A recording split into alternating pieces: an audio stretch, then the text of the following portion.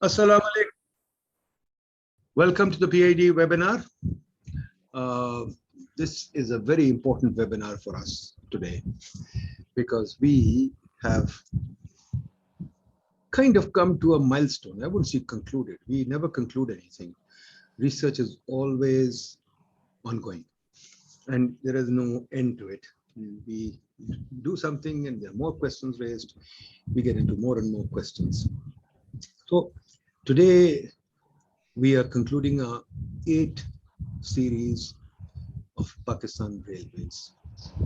I must thank Ahmed Durrani for leading, organizing, and motivating us to do this.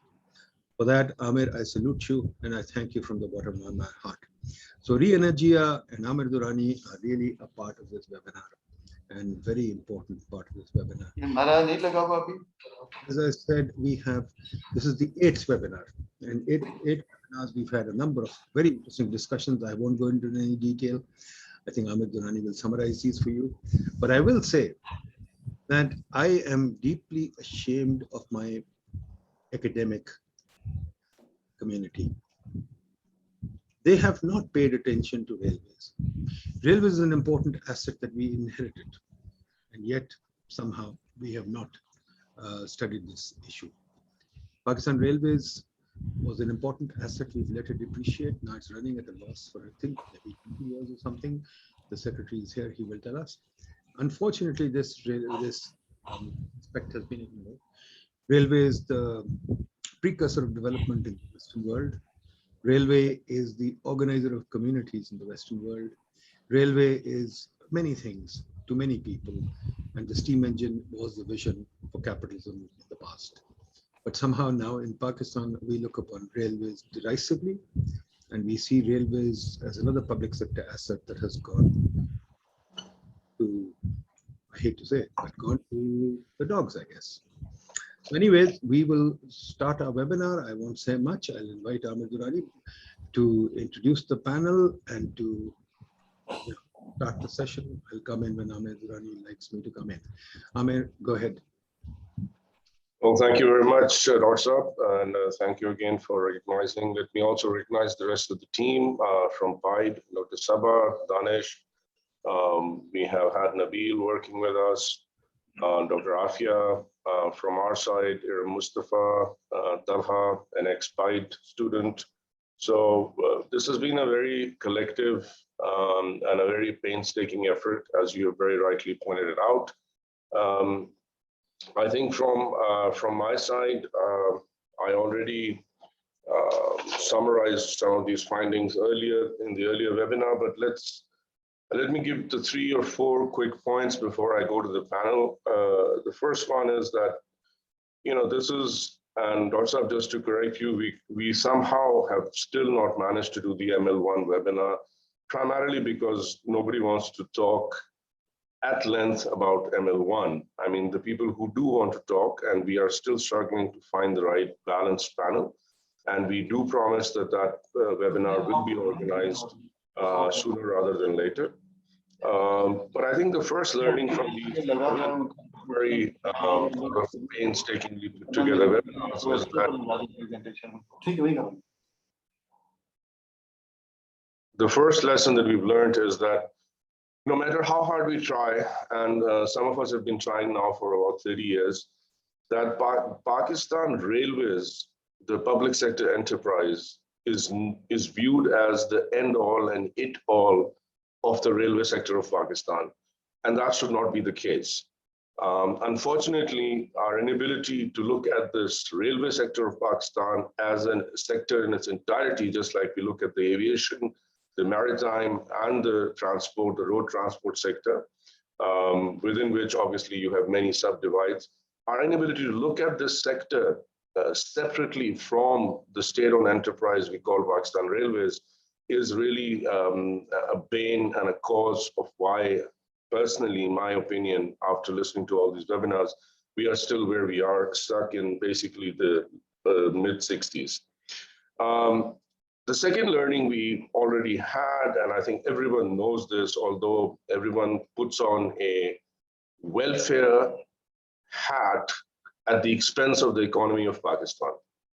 They put on this hat because, to be very, very honest, the railway, Pakistan Railway, the SOE cannot fix the railway sector of Pakistan. It is currently a huge drag on the economic productivity of Pakistan. The fact that it loses somewhere between 100 billion and 50 billion rupees a year, it doesn't seem like much to the economic policymaker, neither to the Q bloc, and to some extent, neither to the P bloc, primarily because when you have some sectors like the power sector bleeding close to 2 trillion rupees, you say, oh, well, let this be. However, if we were to put this into the context of the lost economic productivity, we would soon begin to realize that if anything is keeping both the internal trade, value addition, our integration into the global value chains, as well as our ability of our internal markets and to raise exports, it's the railway sector that is not producing. Now, my third point is that if you take the total productivity of the rail sector, which is about 5% of the passengers and less than 3% of the total freight of Pakistan, if you were to kill it, when I say kill it, doesn't mean you fire anybody, you just let it say, go sit at home, earn your money, write research papers, stop running trains. They will make no difference to the economic productivity of Pakistan. Now, that is a sunk cost loss, which we think should be taken, because unless these actors get out of this game, we cannot reform the railway sector of Pakistan. My last point is looking forward. What does one do? And the learning from these webinars for me is that whether we look at the history, the institutions, the financing, the rise of the China Railways, the growth and amazing rise of China Railways. In fact, we've had a lot of chat about that. And we're lucky to have some very amazing speakers. We begin to realize that institutionally, we need to redo the entire railway sector setup, and therefore we have to go at the Pakistan Railway Act with an axe, cut down this tree that was planted back in the 1800s, and essentially come up with a entirely new Railway Act with the Pakistan Railway Regulatory Authority at the center of the creation at the federal level. Second, we need to split and start thinking of railway as multiple institutions, multiple railways running at the level of the federation, at the level of the province, as well as for urban and cities. And last but not least, we need to start concentrating the role of the federation primarily as a regulator, and secondary, maybe as a prime owner of common user facilities, and that's it for operation of the railway sector. So with that, I think I have summarized what I learned, and I'm quite sure that all the people attending today will posit their own views. We are very, very happy that finally we have the people at the helm of affairs. And I have to thank Gilani Saab, because I think were he not to have excited certain molecules in me 2 years ago, and along with Dr. Ishrat Saab, who has also been part of our seminar, webinars, that none of this effort would have happened. And again, so today we will be talking to, obviously, the CEO of Pakistan Railways, who's also the Senior General Manager. We'll be talking to the Secretary of the Ministry of Railways, Mr. Gilani, and last but not least, the man at the helm of the affairs, the head of the political wing, of basically the person who's the chief executive, in my mind, of Railways, Mr. Swati. So I think with that, Nadeem Saab, I hand it back over to you to maybe start the webinar. Thank you.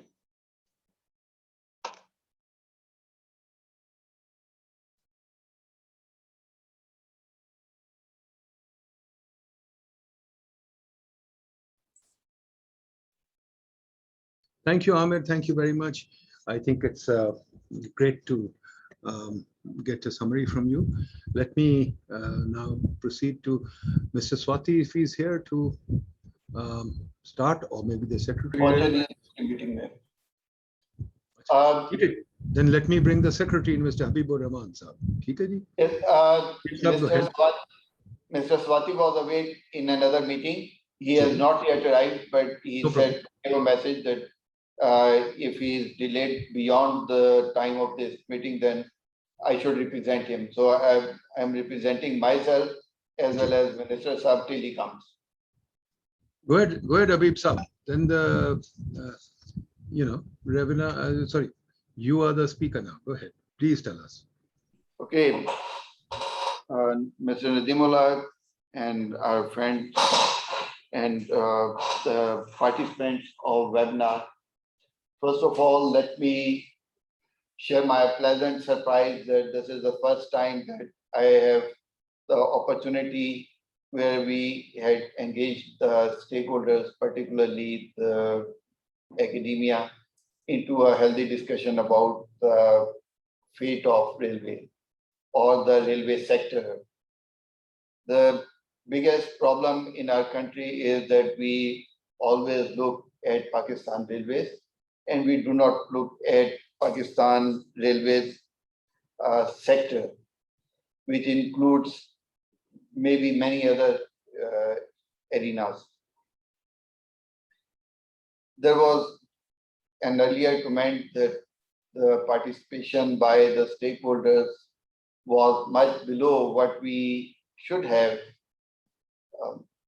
Gilani Sahab and the speaker who had said this, let me say that we have to be very, very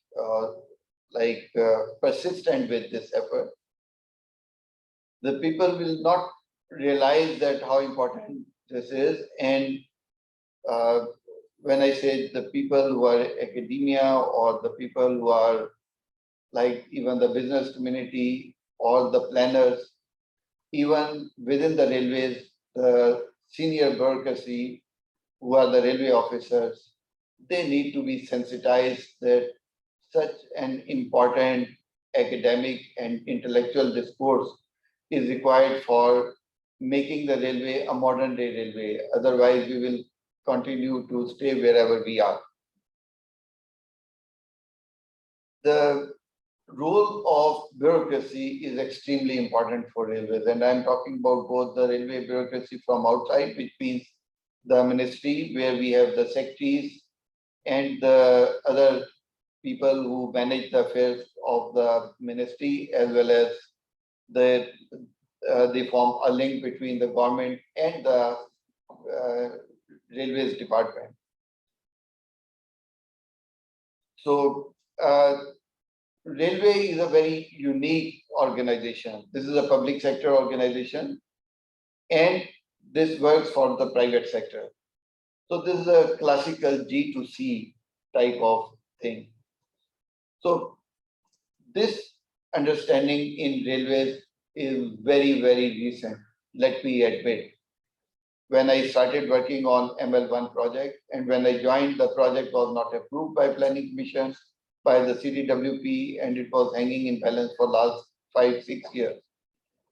So the first problem with the project was, of course, there were many others, but the first problem was that the objective of this problem was to restore Pakistan Railways and like to make it viable.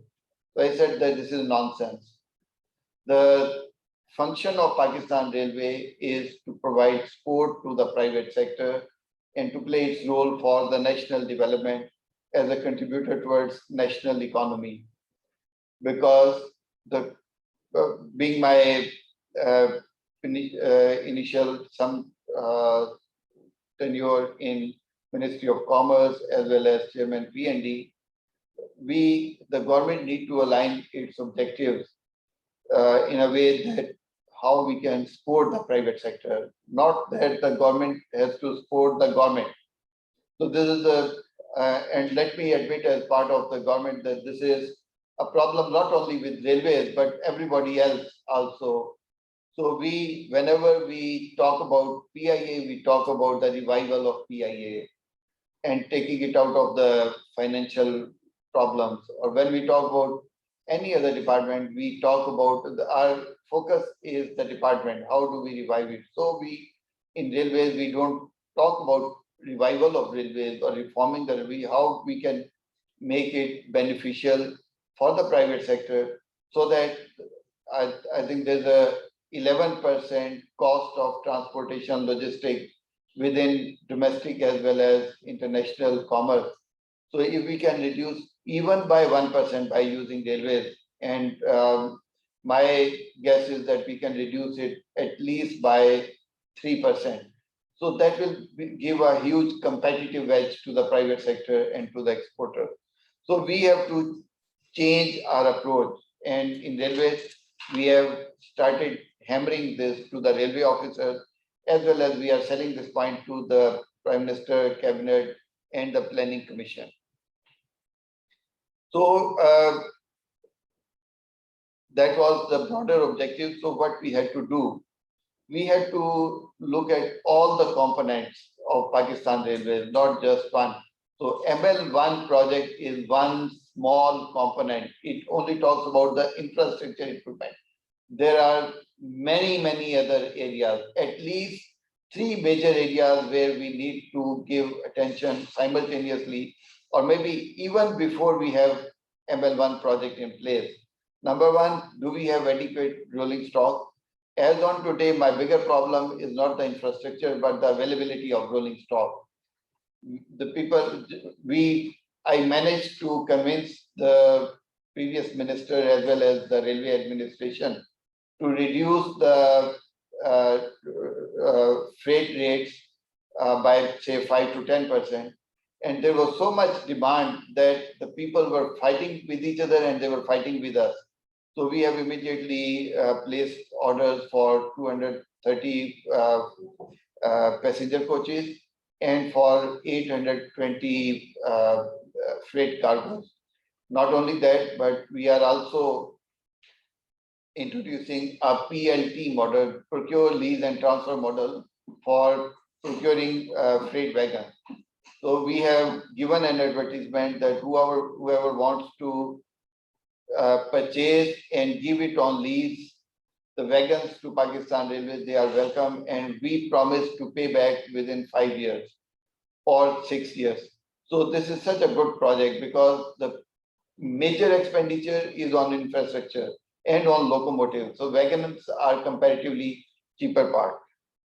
So this is, other than infrastructure, rolling stock is one extremely important thing. Most of our rolling stock is more than 40 years of age, which means that they are beyond economic repair. So we have another plan to replace the complete outdated rolling stock with brand new passenger coaches and wagons. And we are doing it through a public-private partnership or joint venture, for which we have hired an international consultant, and they have made a consortium led by KPMG.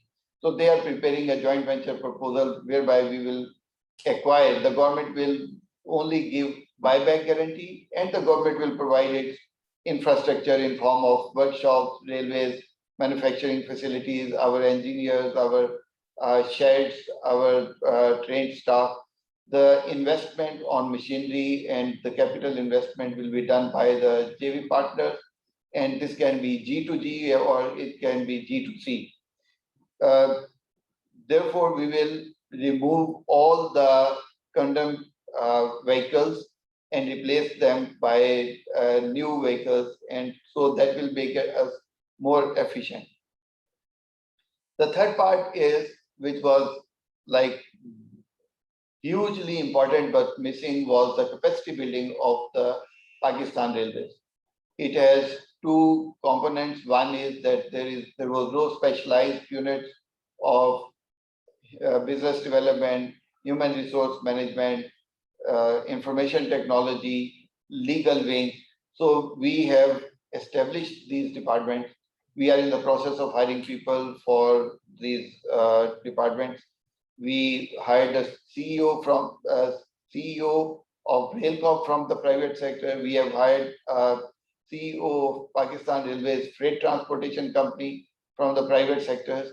And we are also in the process of hiring CEO of the PREX, which is Pakistan Railways Advisory and Consultancy Services. So they were like used as a musical chair, like an officer would get part in one of these companies, stay there for 3 months, and then get some better lucrative posting. So I think that this is one major change, that we have CFO from the private sector, and we have of course, we have advisor or executive director business development, executive director human resource, executive director land management. We are getting them all from private sector.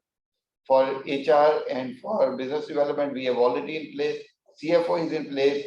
The IT and land development, they are in pipeline. Another part is IT governance. Now, in railways, we do not have even baby steps for this computerization. So there's a very good progress, and I'll share it with you in a minute. The ownership is like a big gap in Pakistan Railways. Theoretically, it should be Pakistan Railway Board who should take the ownership, and a cabinet committee on railways, which should like drive the initiative and master plan of Pakistan Railways. We are already working on that. We gave a proposal to the government to increase the number of private sector people and to allow us to bring at least 3 more people from private sector into Pakistan Railway Board. The making of a cabinet committee or making of something governing body at the cabinet level, that has not yet been done or started. I hope that they will be required, and I'll tell you in a minute why it is so required.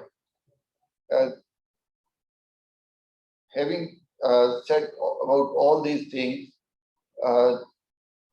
let me say that Pakistan Railway, once we joined, is not as bad as the impression outside is. And I'm saying it with all responsibility. We have not been managing and improving the things, but this is one of the departments, one of the rare examples in government department where we are operationally break-even. We have a very small component of operational subsidy. The most of the subsidy that is going to Pakistan Railways is in form of pension payments. And these pension payments are not doing of Pakistan Railways. These are the doings of everybody contributed, including the government and the courts and even railway itself. So we have initiated reform process for this pensions also. Briefly, before we go to the open debate or by some other speaker, I divided my deliberations in 3 parts. One is that how did we perform in last year, and when I say last year, then I'm talking about financial year 2021. So the first, and there are some very happy things to share. Number one is that our financial burden in last 1 year was reduced directly by 3 billion rupees. Our income increased by 1 billion rupees, and our expenditure was reduced by almost 2 billion rupees, and the total impact on our financial was 3 billion plus. And I must compliment the railway administration. They have done a lot of work on this. Not only that, we have increased our, reduced our losses or improved our financial health by 3 billion.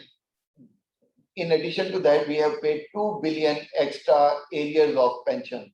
So within 1 year, our improvement is 10% in financial health of railways, which means 3 billion plus 2 billion, 5 billion. And these are the things which you can verify from data. So there's no invention or self-claim. Our punctuality increased by 15% from 63% to 78%, which is again documented. The third major thing was that during COVID-19, Pakistan Railway was the best performing department with reference to devising a foolproof SOP and then foolproof implementation of those SOP. And we really got applaud from international and national media. Even the fierce, the criticizers, anchors like Shahzeb Khan, Kamran Khan, and there were so many programs on PTV that Pakistan Railway was successful in managing its SOPs for COVID. Not only that, but also we established quarantine centers to be placed at Chaman border and at Torkham border, not Torkham, at Chaman border for quarantine of the people who had to travel to Pakistan from these border areas. So the Pakistan Railway contributing in saving billions of rupees that were required to set up the quarantine centers or medical centers in those areas. We have already implemented e-office in Pakistan Railway, so I get all my files on my laptop, and that not only saves time but improves efficiency. And in addition to that, we have already we have a very aggressive program of automation. There are some software which are already installed.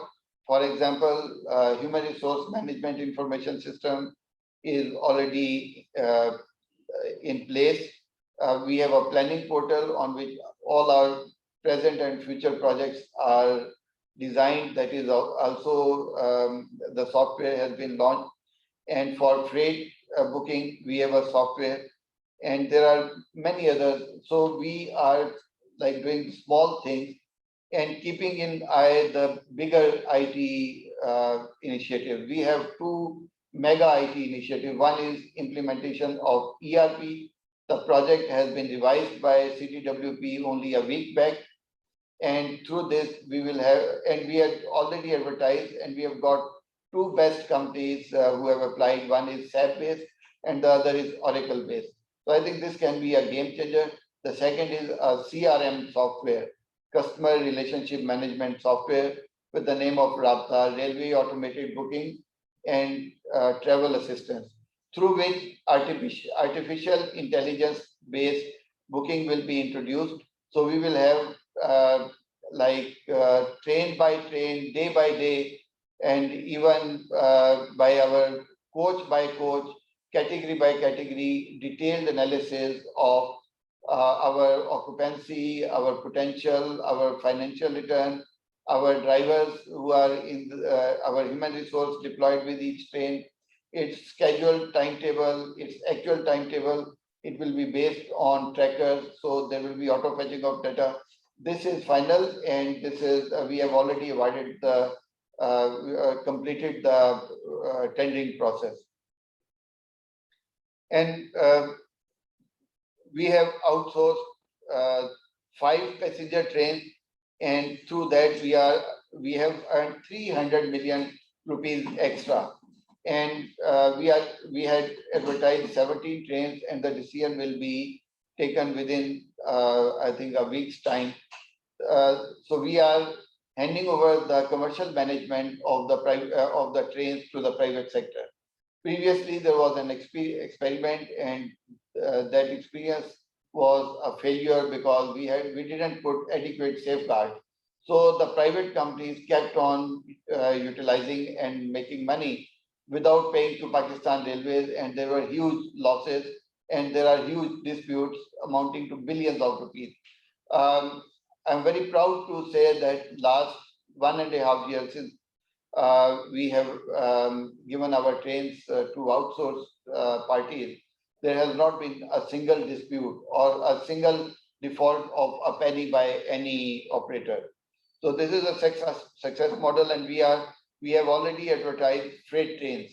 So our income would increase, other than Sahiwal coal business, our income will be at least 10% more from freight operation. The rationale for all these reforms was that there are 3 pillars. One is to engage private sector. The second is to build human capital. And third is automation and digitalization. So all our efforts are surrounding these three main areas. Of course, in keeping track of the improvement and the development planning. Again, I was in Karachi, and I'll be very happy to say that with the largest terminal in Karachi, SAPT, within last 1 year, we have completed the connectivity with the SAPT, and that will give a huge potential. So the advanced cargo going from SAPT will be directly loaded to the trains, and it will go to Azakil as well as to Chaman. For human resource development, again, we have done a number of things. We have a specialist human resource expert in Pakistan Railways. So he is employee number 1 in HR department. So we are an organization of about 100 billion rupees, and we have an organization with 65,000 people, and number of HR experts 0. So now we have 1. Why I say 0? Because there were electrical engineers, there were civil engineers, there were traffic officers who were heading the human resource department. We have introduced a career planning policy, which means that every officer before he is promoted to grade 18 or grade 19 will have to perform services in North zones, which means Peshawar, Pindi, and Lahore, as well as in South zone, which means Peshawar, which means Multan, Sakar, Karachi, and Quetta, and also at headquarters or ministry. So which means that he will be having a diversified experience. This has been implemented, this has been approved, and the people are rotated according to this policy. We have also made it mandatory 15 days annual compulsory training. So they will be trained in 3 different areas. One is the professional technical training. The second is the training on like ancillary parts like IT training and financial management, customer relations. And third is behavioral training. So we are taking care of all these 3 areas. I can go on and on, but these are some of the major things. The one big problem was locking of this reform agenda. So what we have done is that we have put it down in a documented shape, and we have placed it before the cabinet. There was a presentation to the cabinet, and after 2 hearings within the cabinet, this was approved. There are many things on sidelines. We have retrieved more than 500 acres of land and not allowed an inch of land. We take very strong action if it comes to our knowledge. Maybe there is some occasional encroachment here or there, but on massive scale, we have 500 acres retrieved from encroachments worth billions of rupees. We have initiated mega projects for Karachi, like Karachi Circular Railway, the feasibility report on BOT basis for Karachi Circular Railway, and a shuttle service for containers from KPT to Pipri, which is 55 kilometers outside Pipri, outside Karachi, so that 5,000 truckload from Karachi city will be reduced on daily basis. So both the feasibilities have been submitted in P3 authority. We have hired a consultant for establishing a separate pension fund and also introducing a contributory provident fund in place of defined benefits. So we have established a separate pension fund, and we are separating the pension fund from the main line railway so that our balance sheet is improved and the corruption in disbursement of pension is eliminated. Durrani Sahab, you mentioned about regulatory authority. We have already made FDIR an independent organization under Ministry of Railways, taken it out from Pakistan Railways, but we are in the process of making it a regulator like NEPRA or OGRA or many other regulators. So this will be a safety plus commercial auditor, regulator.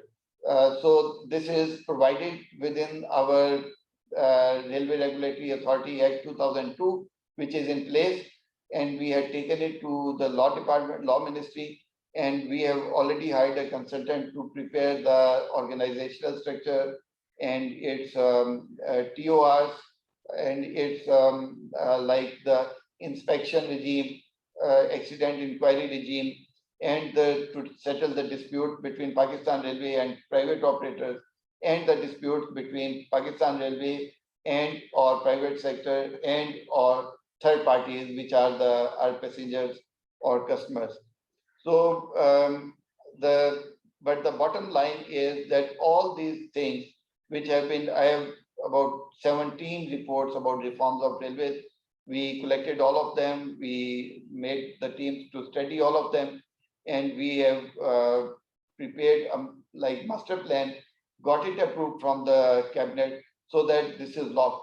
So any officer who will replace CEO or who will replace secretary will be bound to implement.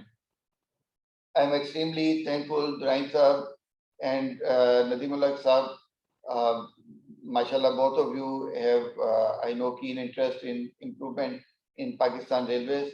Pakistan Railway is love and passion for many people, especially of our generation.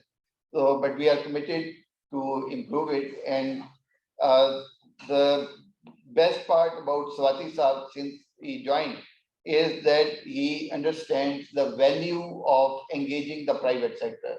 So this is his biggest thrust. So he wants only infrastructure to be maintained by Pakistan Railways and regulation to be done by the government, which is above Pakistan Railways and above Ministry of Railways, and the rest of things to be done by the private sector. So that is one major shift in history of Pakistan Railways. We benefited. I kept on getting reports from the webinars, and I think this is a great step. By the way, this is, I shared it with Durain Sahab and perhaps with PIDE also. We have in our PSDP a project for triple helix. So under that we have some funding available, and through that we can engage the private, the industry, the private sector and academia for working on railway issues. I've taken a lot of time, but this was all important. Thank you very much for giving me the opportunity, and we are very receptive. Any idea worth mentioning, we will take note of it, and we will try to implement it, of course, with the approval of the approving authorities. Thank you very much. Thank you very much, Gilani Sahab. It's been really a pleasure. It's been fun sort of interacting with you and understanding your take on how to improve the sector. And thankfully, the government has kept you there. One of the biggest problems has been that the government does very frequently. One of my favorite anecdotes is I've gone through probably 18 secretaries, well, actually more, and about the same number of ministers, though 2 of them came back twice.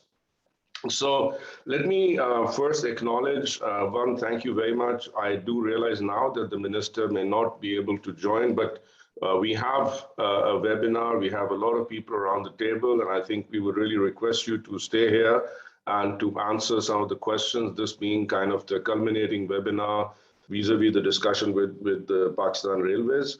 I recognize Asim Siddiqui Saab, John Winner, Saeed Akhtar, Istiqbal Mehdi, Anjum Pervez, and I believe another colleague of ours, Johan, from South Africa, as well as Fasli Mangi from Bloomberg. Before I hand over the floor to them, we're going to do 2 things. One, we have for you, Secretary Saab, summarized kind of a short movie showing some of the highlights of the clips of these 7 webinars that we have put together. I think that's going to take about 5 to 6 minutes. But for the audience, I mean, after hearing what Gilani Sahab had to say, 100 billion rupee organization that has 65,000 employees. What does that translate to? That translates to a productivity of about $9,600 per employee. An average US IT company, I will not even tell you what Amtrak does, IT company produces about $50,000 per employee. So let's think about that again as to where we are in terms of, even if we think that is how we're going to measure productivity. Second thing, and I think that the gains by Pakistan Railway over this time were identified, and I was just adding all of them up. They add up to about $9 million US of gains this year. Let's put that in perspective.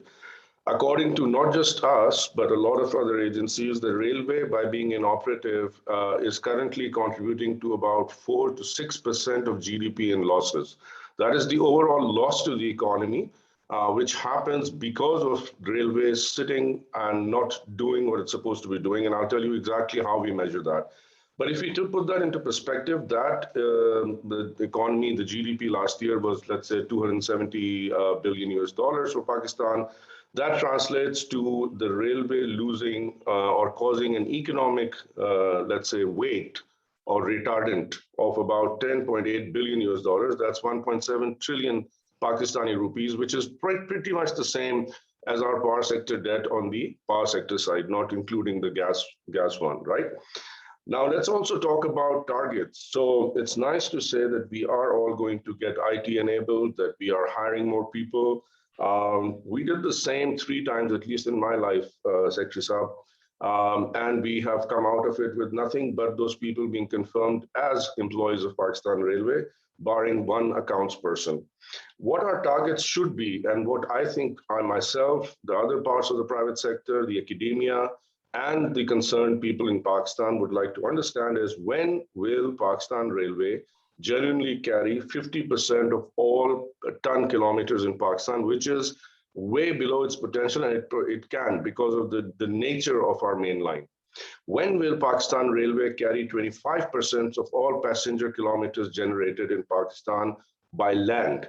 Those are actually the numbers I think we are going to talk about. But before we go there, I have a small, I think Dorsa has raised his hands, and I think we need to show you the movie.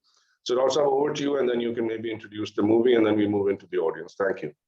I think, Ahmed, let's take the movie, then I'll ask my question. Okay, Nabil.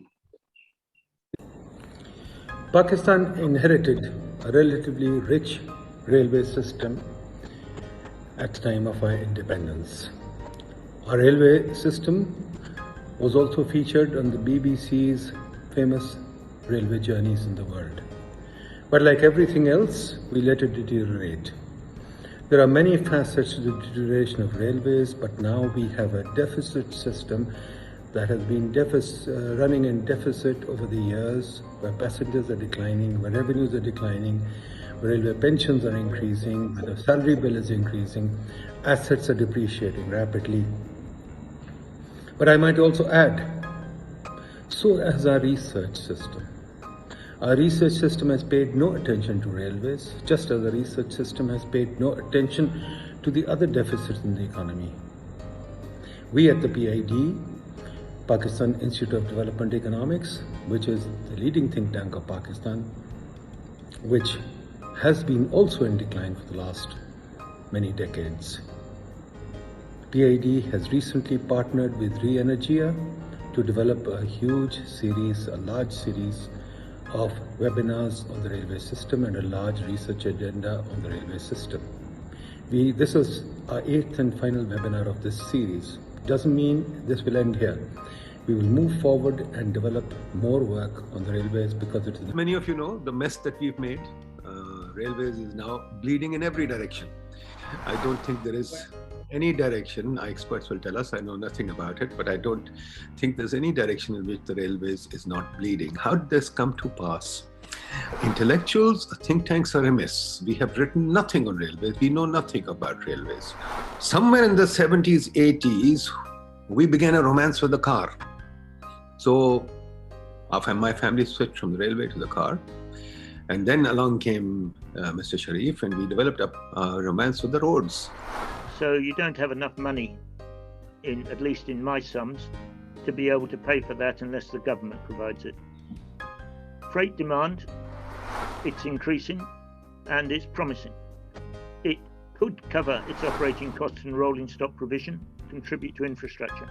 But my experience in other countries has shown that state railways such as PR struggle to compete in competitive freight markets.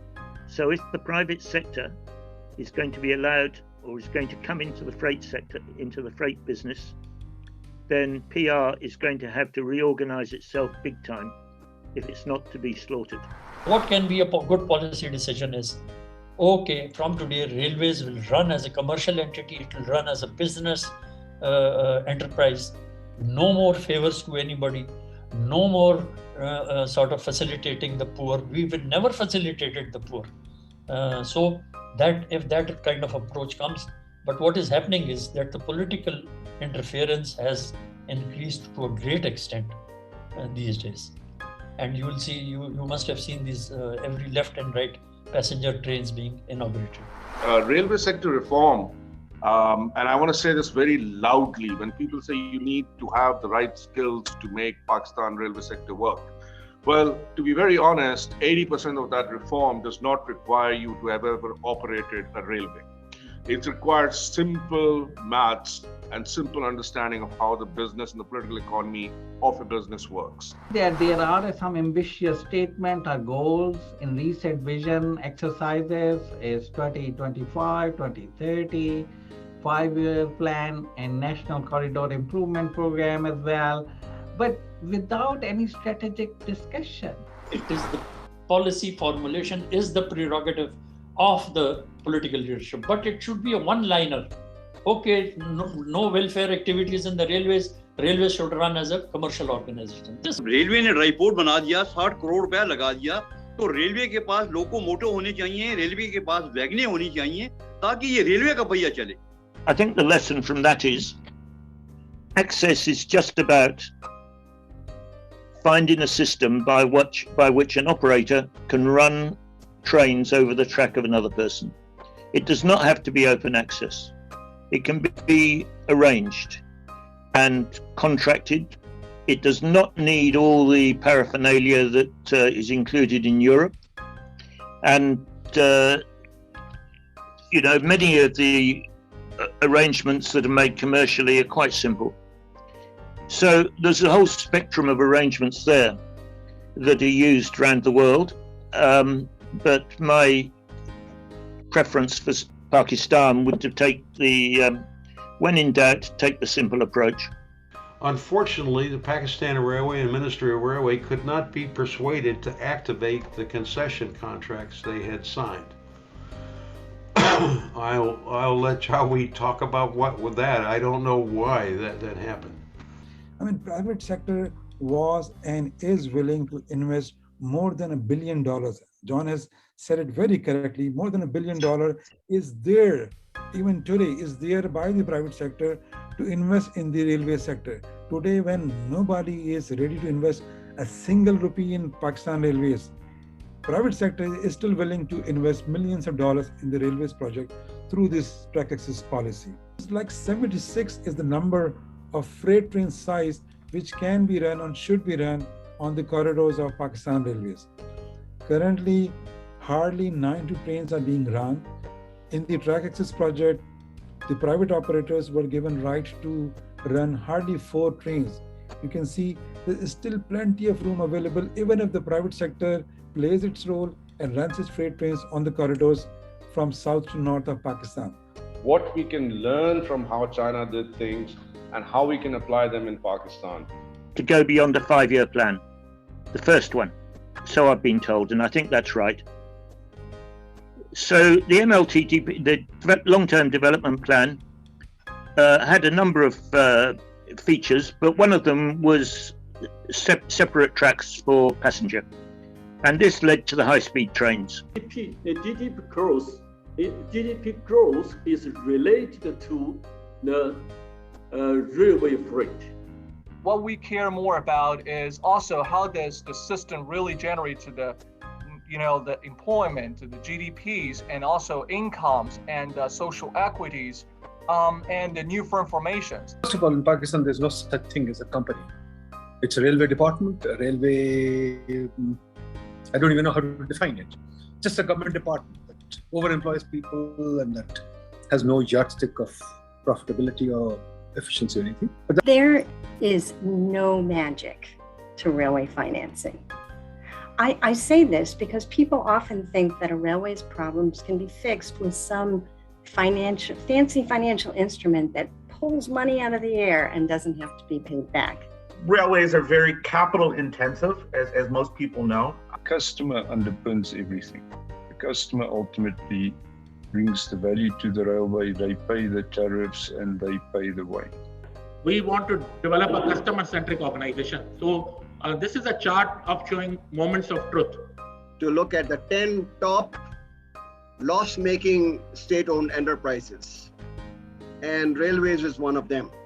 Freight-wise, 60% of the freight revenue actually comes from just the 3.5 million tons of cargo for the Sahiwal power plant. Pakistan inherited.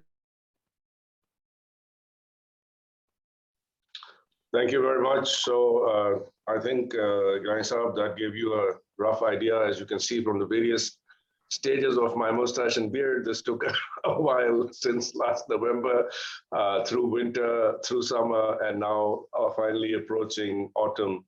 Nadeem Sahab, you had a question. Over to you. Amir, I have a very simple and quick questions. The Secretary Habib Sahab gave us a very good idea of the progress in railway reform and railway management. I think Habib Sahab, I agree with you on all these things, but my fundamental question remains, and this arises from my experience in the former Soviet Union and even China's practice, that unless there are hard budget constraints, we go nowhere. So the key question to you is, when are we going to see the various railway businesses being separated credibly and in a very hard fashion from the ministry, with people in management responsible for those businesses and even listed on the stock exchange? I think the real reform begins when we have real, credible, hard budget constraints, which means that you have a company for each of the businesses that you think you should have. It should be totally separate, with independent contract, clearly monitorable, and clearly defined. The regulatory authority that you're setting up, I know in Pakistan we set up many regulatory authorities like NEPRA, OGRA, PEMRA, but unfortunately they are market impeding regulatory authorities and not market development regulatory authorities. The third question, which is also very important, is that railway policy and vision, that is what the ministry should be doing. And I keep hearing this word about capacity building. I find it surprising that this is one of the oldest railways in the world and still has no capacity. That shows how much we have degraded.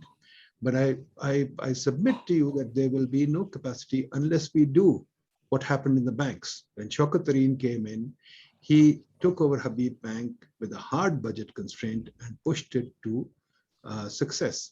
I think the same thing has to be done with railways. So long as it's a government department, I think it will be just more words and nothing serious will happen. So I would like to ask you very clearly, when will we have railway business, as everybody in the video also said, operating in Pakistan with hard budget constraints and clear independence from the ministry and listed on the stock exchange? Thank you. Gilani, would you like to please take those questions, and then I'll go to the other folks that I wanted to pitch in. Yeah.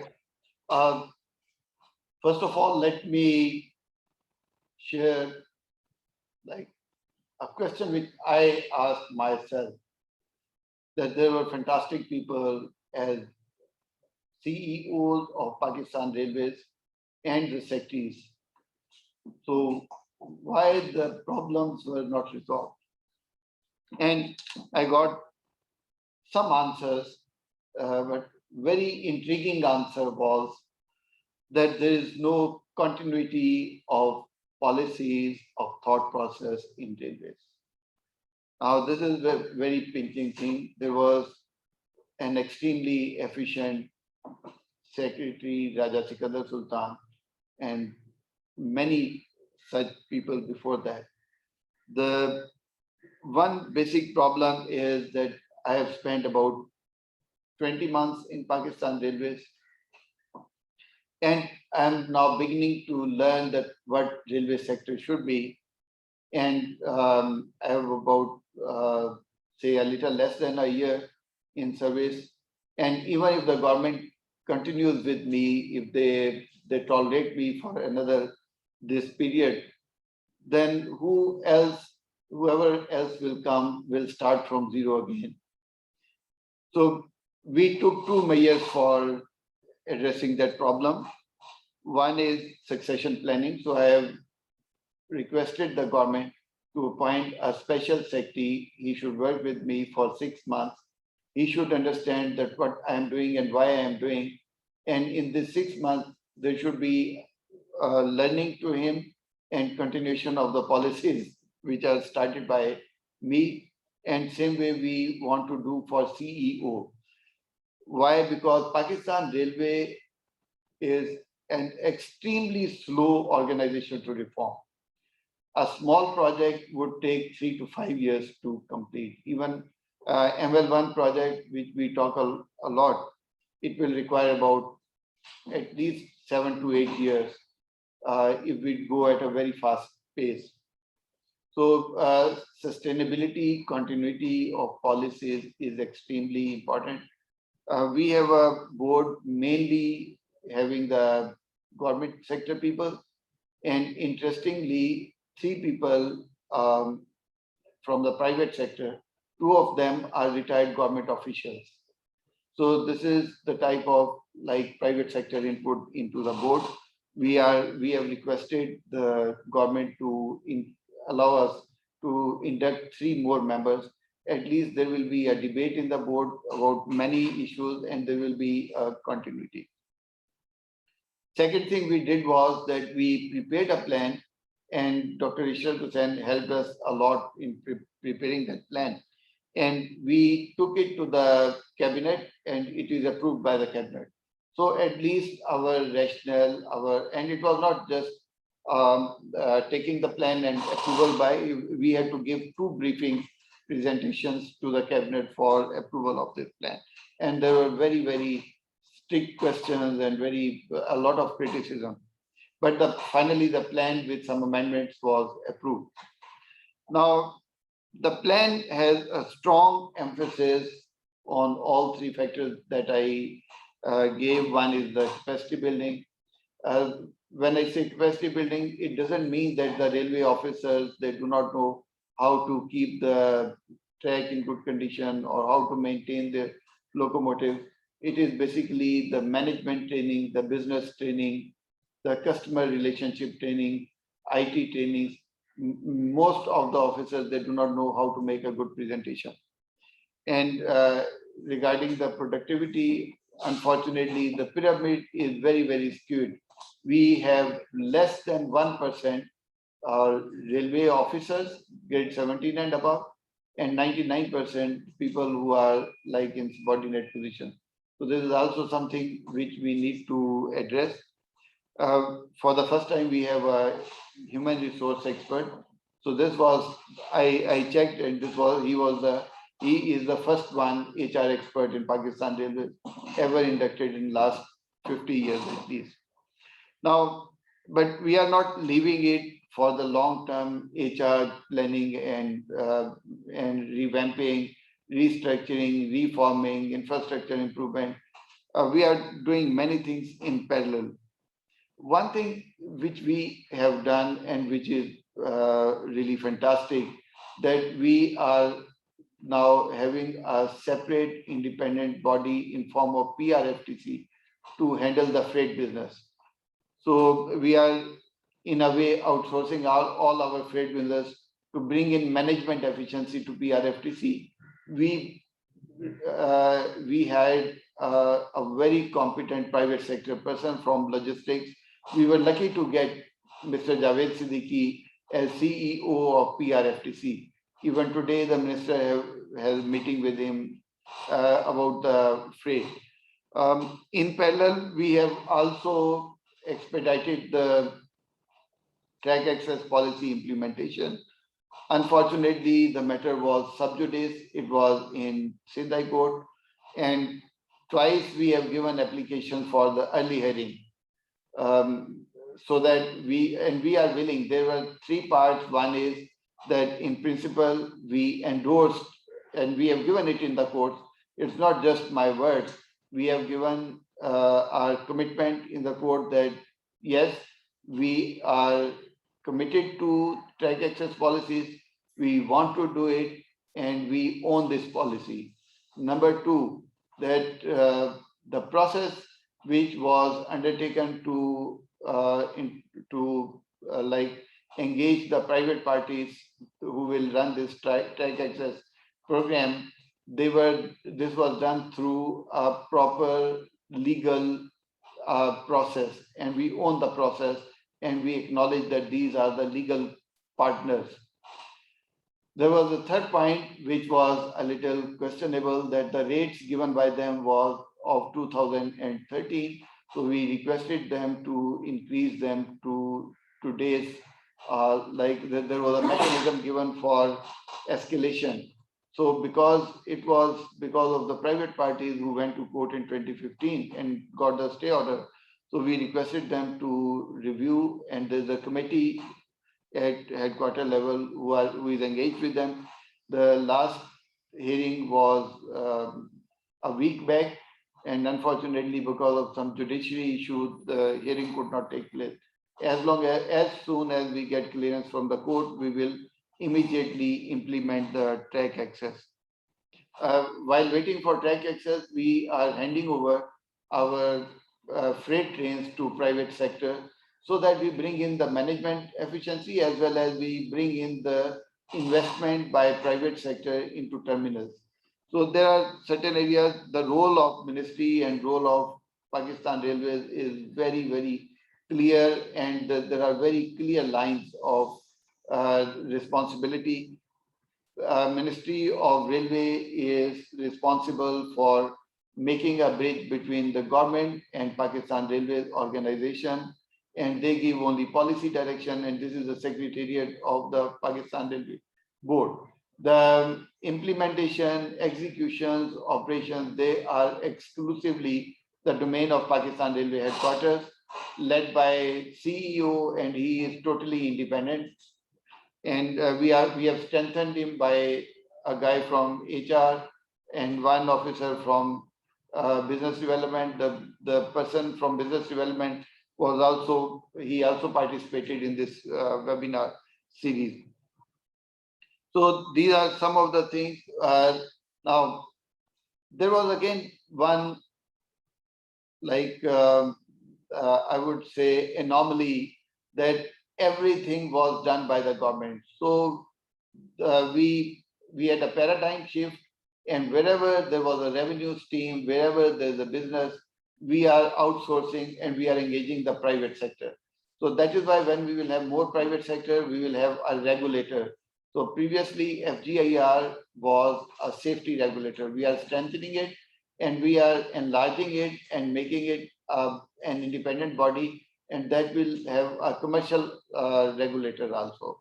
So the purpose of having these reforms related to commercial areas is that Pakistan Railways should facilitate the private sector, but at the same time, it should be efficient also. The efficiency by Pakistan Railway will not only improve its own financial health and its own managerial health, will also benefit the private sector. So we are now the first target, by using the existing manpower, by training them, by giving them orientation, we want to bring in the management efficiency. Just to quote an example of value of this capacity building is that many a times the government asks the railways, like if you look at the development plan for the last 10 years, it is totally haphazard. At one time, we improve the rolling stock. The other time, we buy new cranes. At the third time, we buy new locomotives. At some time, so there's no integrated plan. So now, for this, we need a very, very strong planning and development section within the ministry who can understand that what Pakistan Railway officers are requesting as an investment by the government in form of PSDP project, as well as we are strengthening the planning division within Pakistan, planning department within Pakistan Railway. So last year we had to surrender almost a lot of our financial resources back to the government. So it is not the financial crunch. To me, the crux is that we need to have the capacity and we need to invest in people. We have to enhance their capabilities to look at railways. Up to now, this is only driven from outsiders. The railway doesn't have a think tank or a planning or a strategic development unit within Pakistan Railways. Very recently, when I joined, we made a senior management committee of all grade 21 officers under CEO to brainstorm the planning, development, efficiency, operations of Pakistan Railways and to take all the major decisions by consultation, so that they should develop a habit of talking to each other and looking at the things from strategic point of view, not just doing firefighting, running day-to-day affairs. So these are some of the things. I hope that I've given answer to some of the questions, but I think the problem is much deeper than even I can explain within few minutes. Thank you very much. Sir, thank you very much for your response. I think it was very comprehensive. I mean, there are some people in the audience I'd like to bring in. Maybe I'll start, and the names I'm going to call out. All your mics are ready to be unmuted, and you have control. Asim Siddiqui Saab, would you like to come in and elaborate a little bit? Thank you. Ji, Assalamu alaikum, everyone. And yes, Kupankar. And thank you, Amir. It's been very nice hearing a lot of different point of views. Secretary Saab, on his own, as you can very well see, has been making a lot of efforts in the last almost 2 years. मेरा सिर्फ concern यही है जो नदीमुल-हक साहब ने भी कहा है, आप भी कह रहे हैं कि ये जो रिफॉर्म्स हैं वो खाली ये कैबिनेट पास कर दे, या ऑफ कोर्स सेक्रेटरी साहब is there implementing those reforms, but there is no sustained effort as such to have reforms and to make them a success.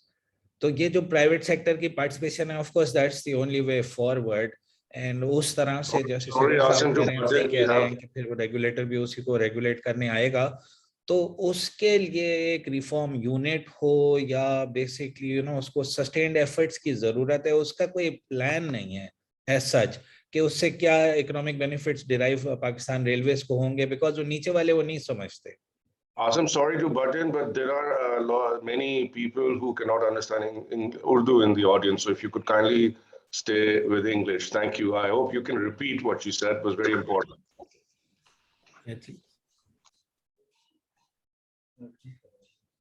I'm sorry, I didn't get that.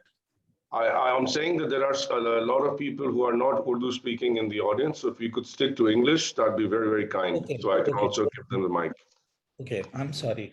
So yeah, in the last 2 years, I must acknowledge the efforts of Habib Saab as the Secretary of Railways. He has certainly brought in a lot of fresh thought, and he has engaged the private sector a lot. We've had multiple consultative sessions, and these policies which have come out, the reforms which have been approved by the cabinet also are excellent. The engagement with the private sector is going well, but in order to have these reforms on a sustained level, Secretary Saab has basically mentioned the continuity of his office in terms of an additional secretary or a deputy CEO, but these reforms need to be institutionalized. So there has to be an overriding objective which has to be identified with regards to private sector projects which are being initiated very rightly in Pakistan Railways. But the Pakistan Railway officials need to be told that these are the benefits which will come to Pakistan Railways. This is how Pakistan Railways as a department, as Nadeem Saab said, is going to benefit from it, and how this industry is going to benefit. And there has to be a timeline, milestones, KPIs which have to go in to make this whole gigantic effort sustainable, and not just policies announced by the government or at the ministry level.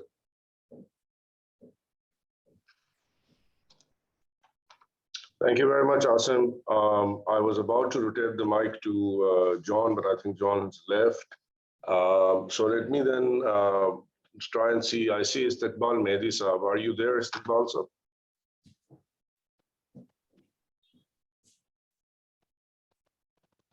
Nabil, have we unmuted Istiqbal Mehdi? If he's not there, may I call upon Anjum Parvez Saab? Sir, Istiqbal Mehdi Saab unmuted. Sir, kindly go ahead, sir. Mehdi Saab, would you like to say a few words? I saw you there in the audience. If not, we can start with Anjum and then I can come back to Istiqbal Saab. Anjum Parvez, we have unmuted you. Okay, if Anjum is not there, Saeed Akhtar Saab, you've also been given the mic. Would you like to say a few words?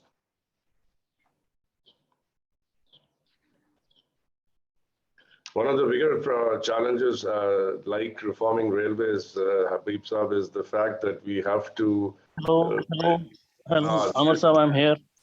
Yeah, Saeed Saab, please go ahead. The mic is yours. Okay. I have one observation and then maybe a question. Saeed Saab, please introduce yourself. I don't know if everybody in the audience knows you.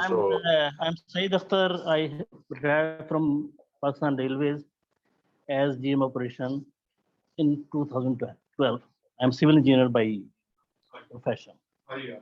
So my observation is that since, and Mr. Amar Durrani, you will bear me out, that since almost mid-90s, we are hearing the word privatization of railways in different shapes, in different aspects, but nothing has happened. And what has caused it? The result is that there is uncertainty in the lower tiers of the railways. When the people listen that there is a privatization, the first question come to the minds of the people is what will happen to their jobs, what will happen to their careers, and what is going to happen. But unfortunately, everybody is listening it, but nothing is happening by that. And still now, we are waiting that there will be a privatization, there will be privatization. This uncertainty caused a big harm to organization. And frankly speaking, the people have started not working because they don't know what is going to be their future. There have to be a firm policy which has to be implemented by proper way, and it should be communicated to all properly. There is a change management system, and in the change management system, every tier of the organization should be taken on board before making a huge change. It is an organization of 60,000-70,000 people, and it cannot be changed by an executive order. Everybody will appreciate it. And therefore, it is very important that there should be a proper policy, proper change management system. And then once you say privatization, it should be clarified what is a privatization, what is being privatized, whether infrastructure is being privatized, whether trains are being privatized, whether people are being privatized, what is being privatized. So my observation is that uncertainty should be removed, and there should be clear aspects and clear objectives and clear targets for the people to know. Second thing is a small observation or a question from Chairman Saab. He mentioned in his speech in the beginning that on the senior positions of these companies or otherwise, there is a musical chair which has been happening, and every 3 months people were being changed. I think you cannot allegate or you cannot make the people responsible.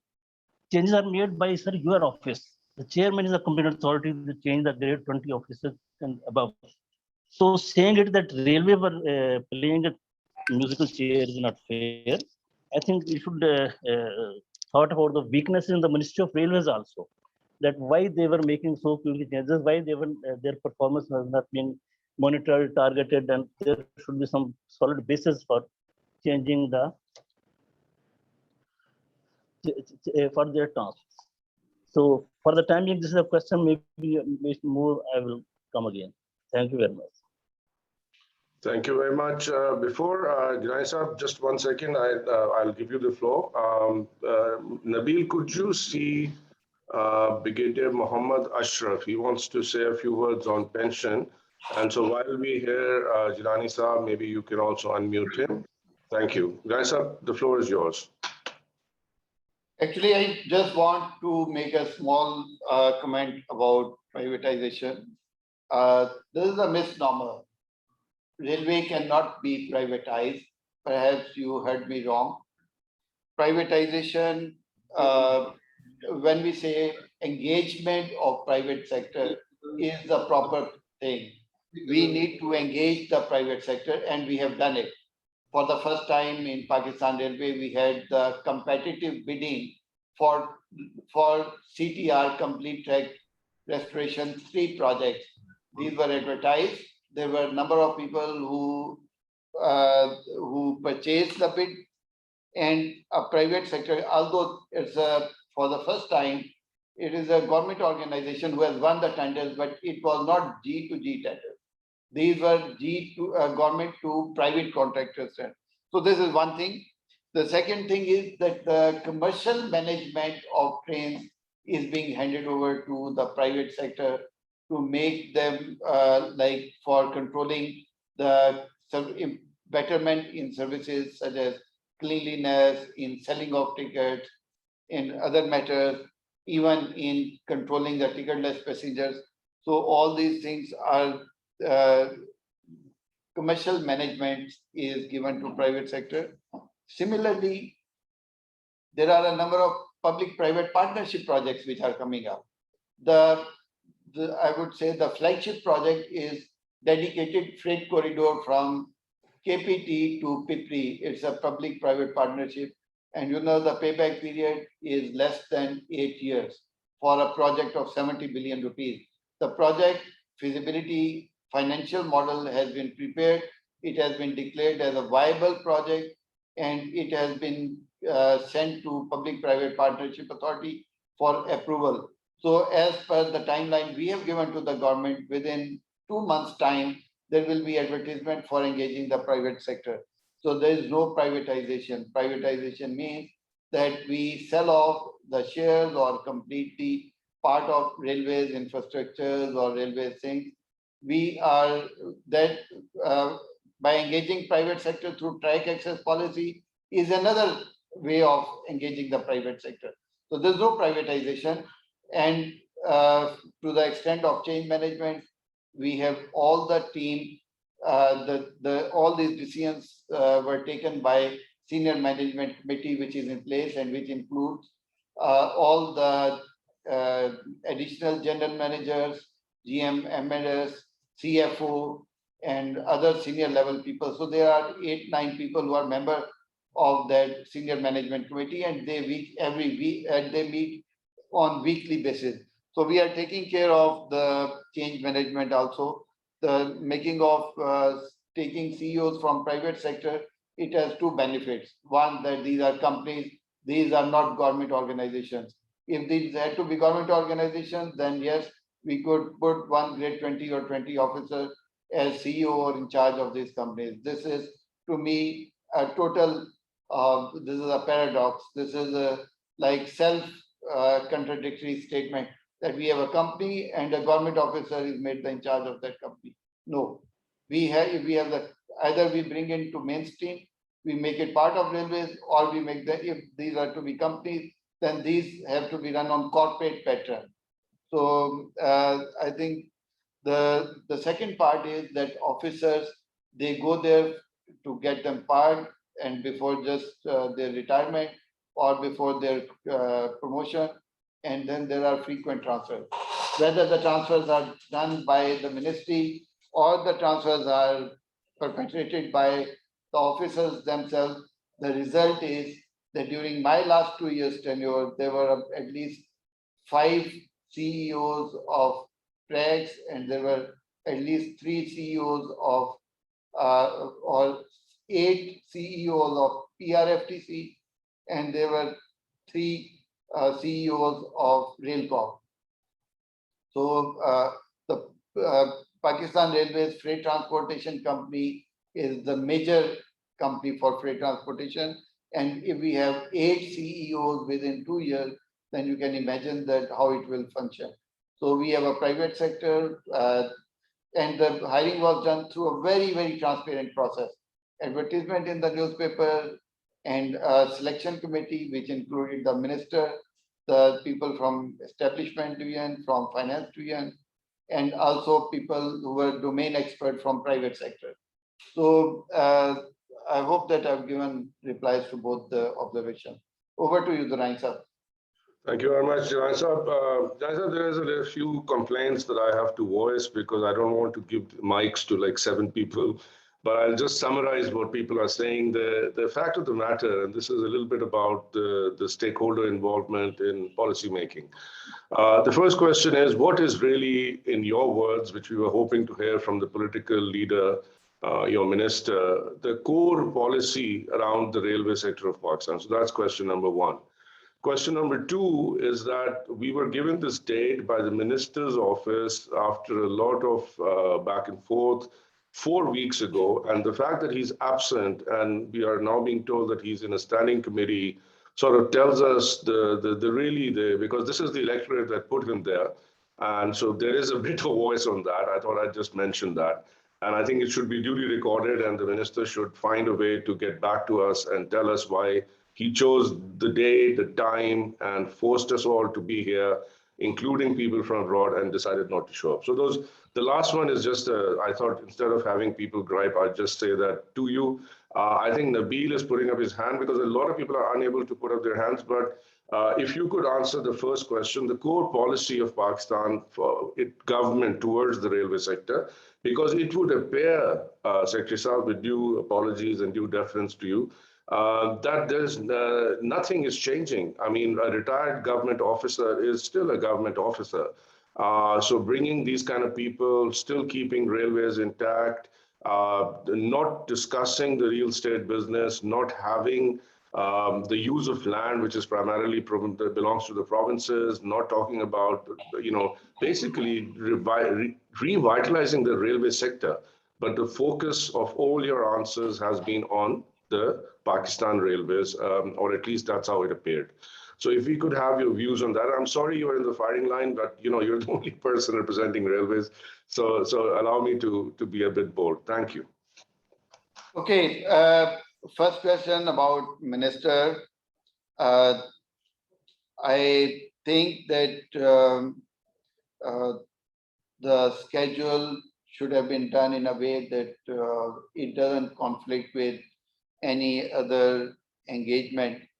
But I'll convey to him your concerns, and because he is my boss, so this is the only thing that I can do.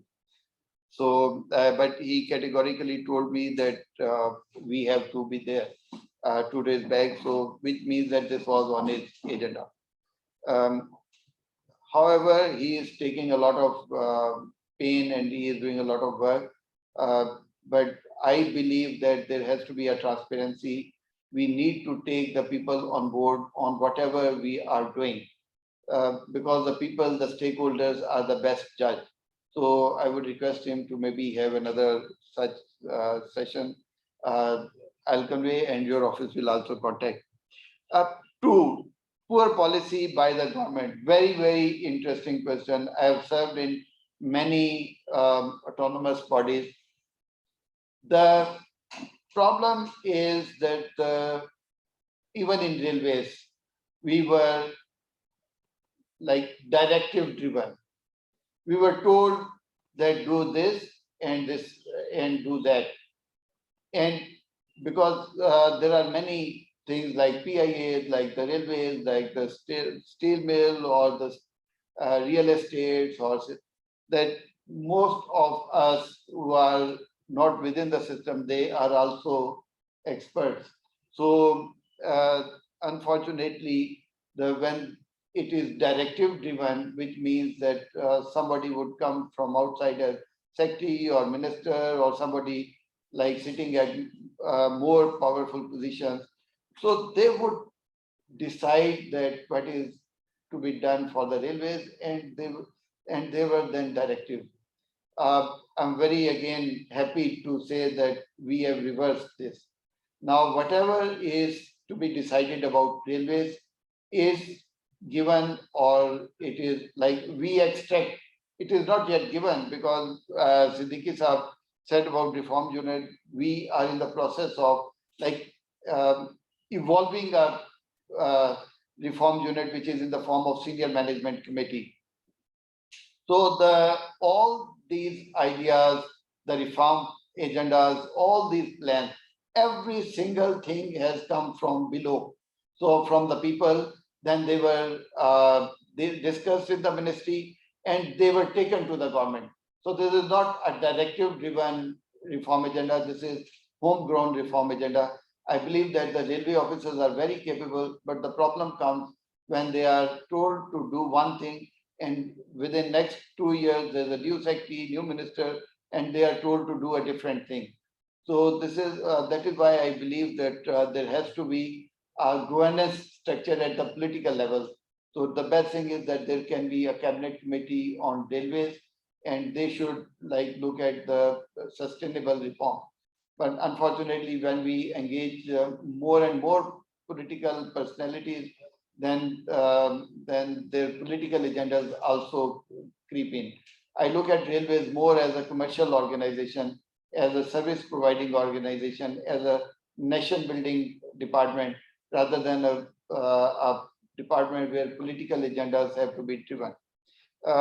You talked about real estate.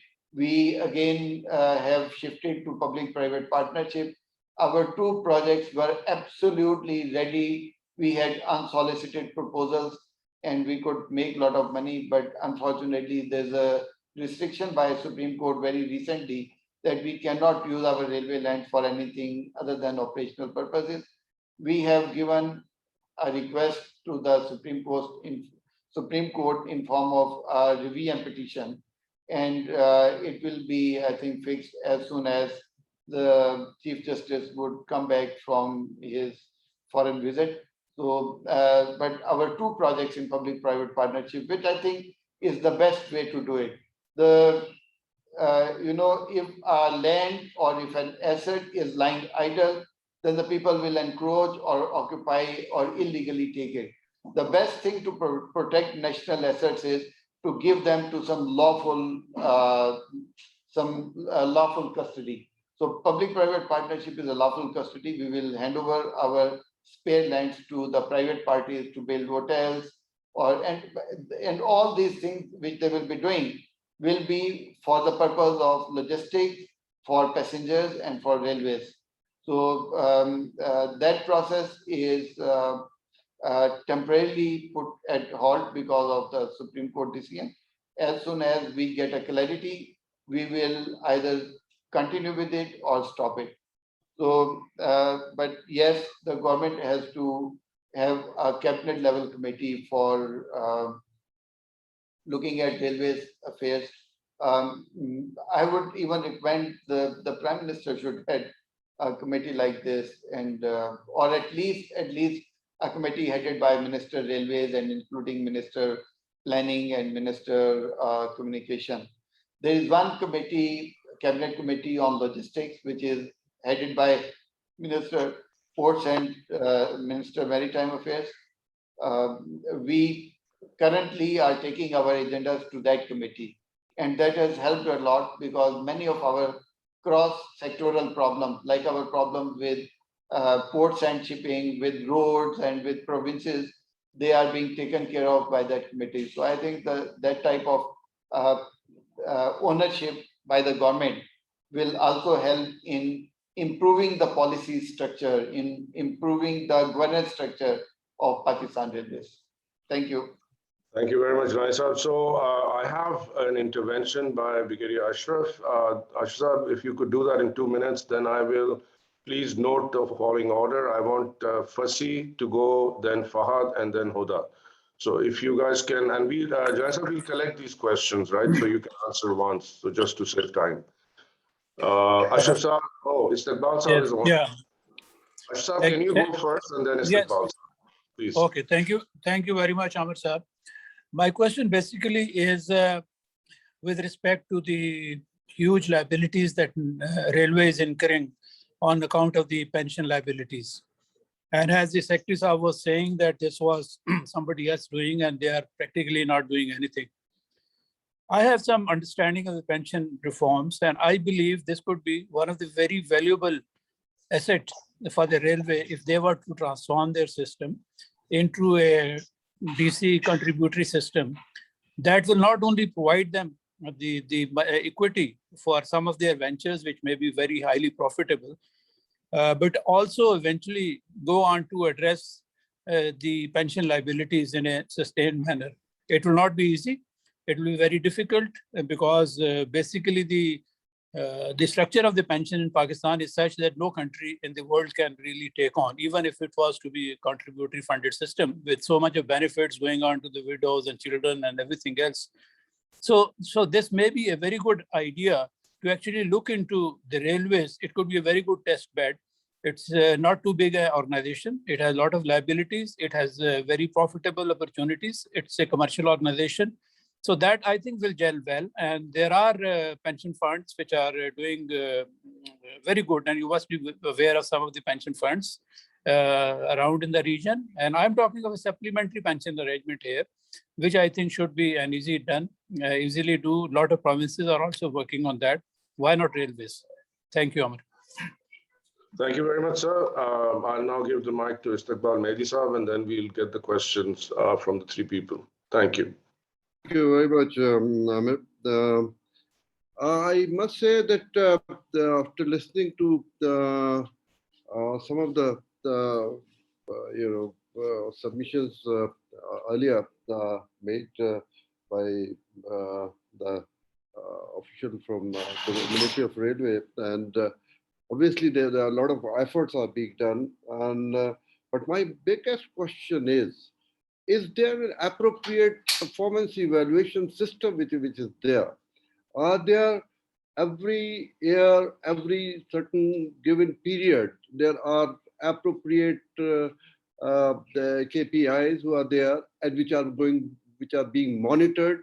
And if it is somebody is not attaining the given targets, is there anything which is being done, means in the sense both positive or negative? If they're doing well, are they being recognized and they're being given certain incentives? And if not, something else is being done or not? That is the most important thing. Another thing which I seem to be getting hearing some of the very, very knowledgeable people is, are there strategic plan which is being made, which has been made, and within which the present railways is working? That's the second question I have. And third, I must say, I should not add more than that, are there enough autonomy which is being given to the management for doing the thing? But what I keep hearing is that people are being transferred on the yearly basis or 2 yearly basis. If that is the thing, a large public enterprise like railway, how can it perform? And fourth, I must point out about managing the land, which is one of the biggest asset railway has, and this is my own personal experience, and I would like to repeat that. I think that might be useful, and Secretary Railway might be able to respond to that. There was I'm talking about 15 years back, there is a big railway land right next to the II Chandigarh road, which is owned by the railway, and but there was a certain legal disturbances and others, and the result was that for the last 20, 30 years,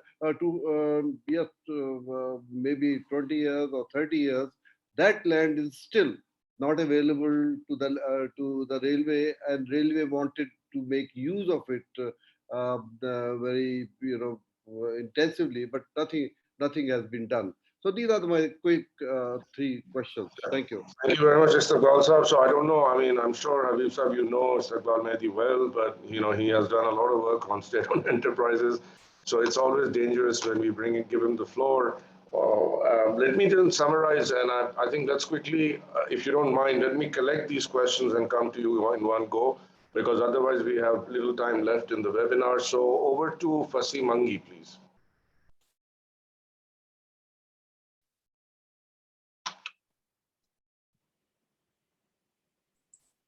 Go ahead, Fasi Sahab. Fasi, you're unmuted. Please rapidly go ahead, because we need to get to the other people on the floor.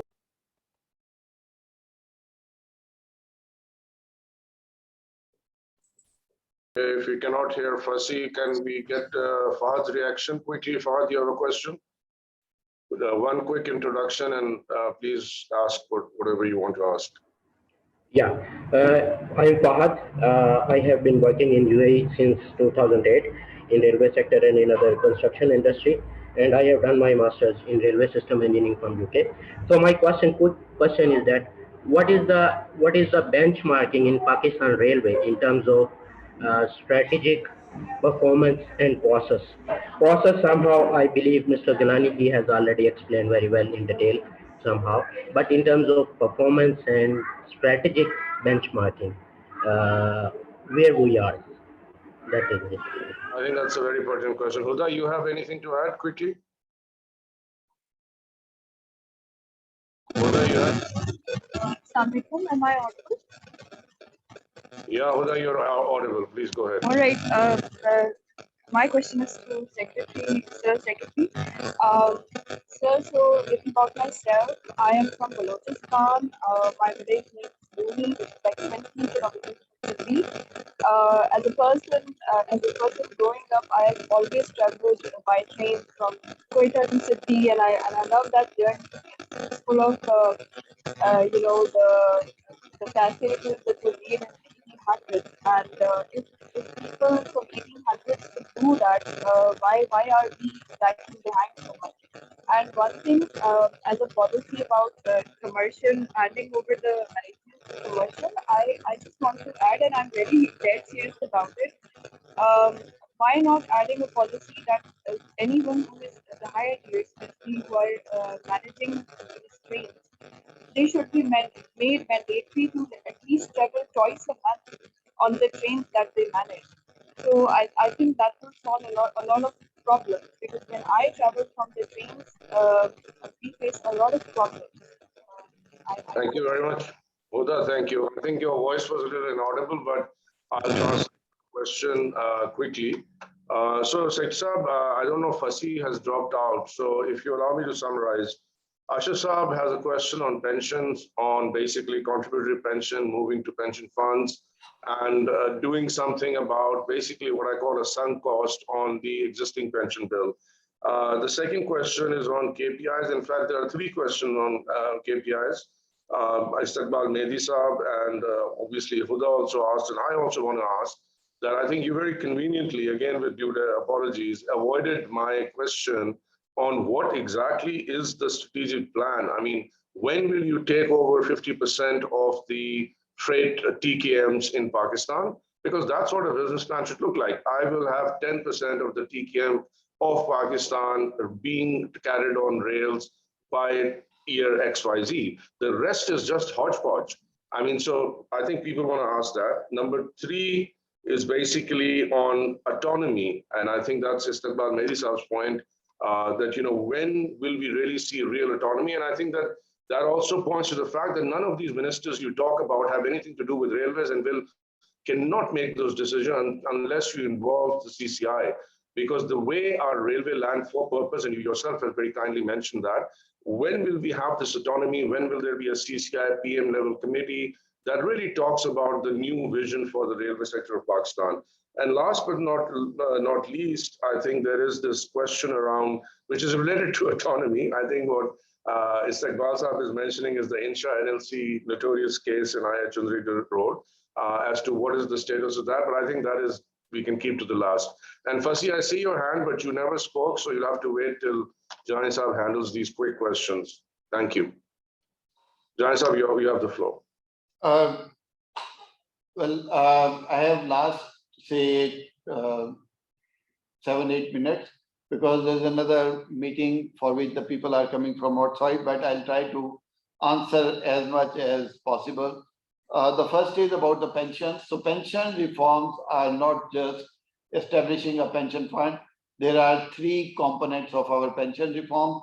Number 1, to establish a disbursement window to keep the pension stream separate from the main accounting of the railways.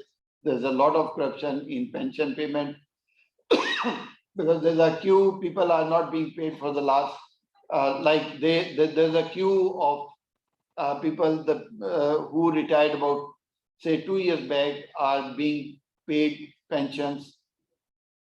So one is to make a disbursement window separate and independent, to bring in professional people from public and private sector who will bring automation and do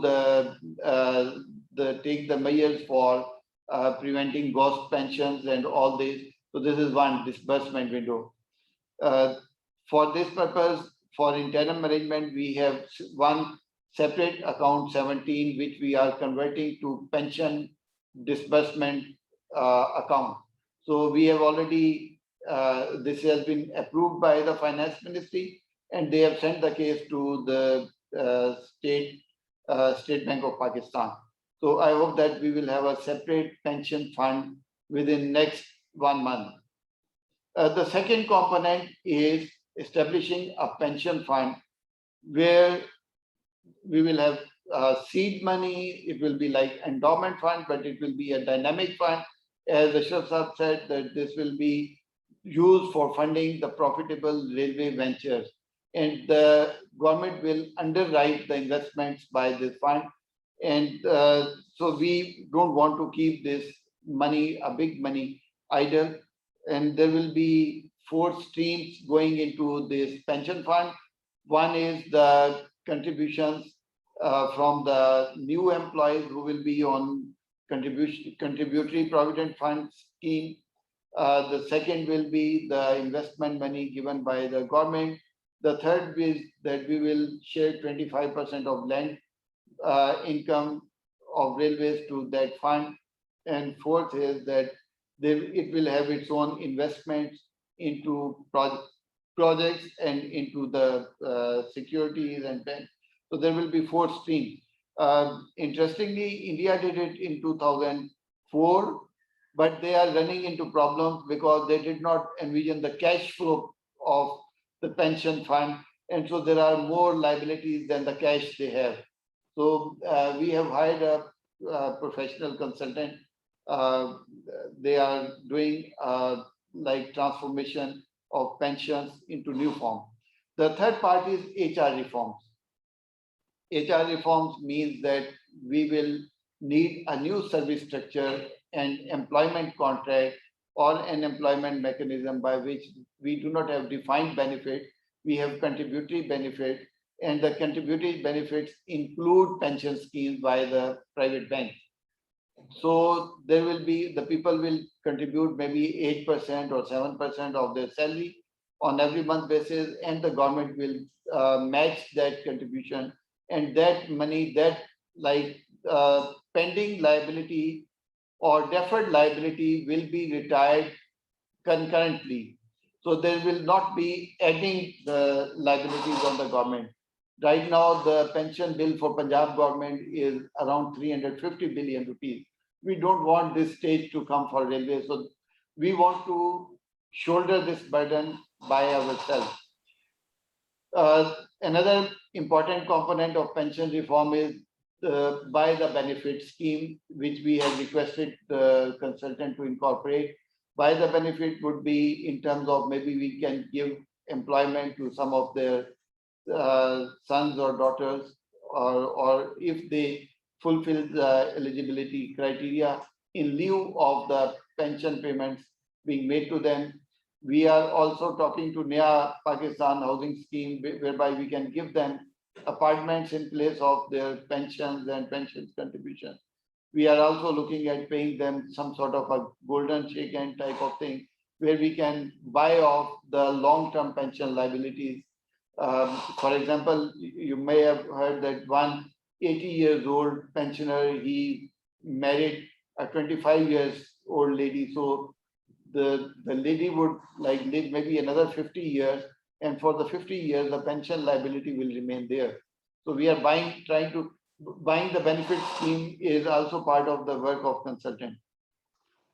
The second part is KPI. Yes, we have KPIs.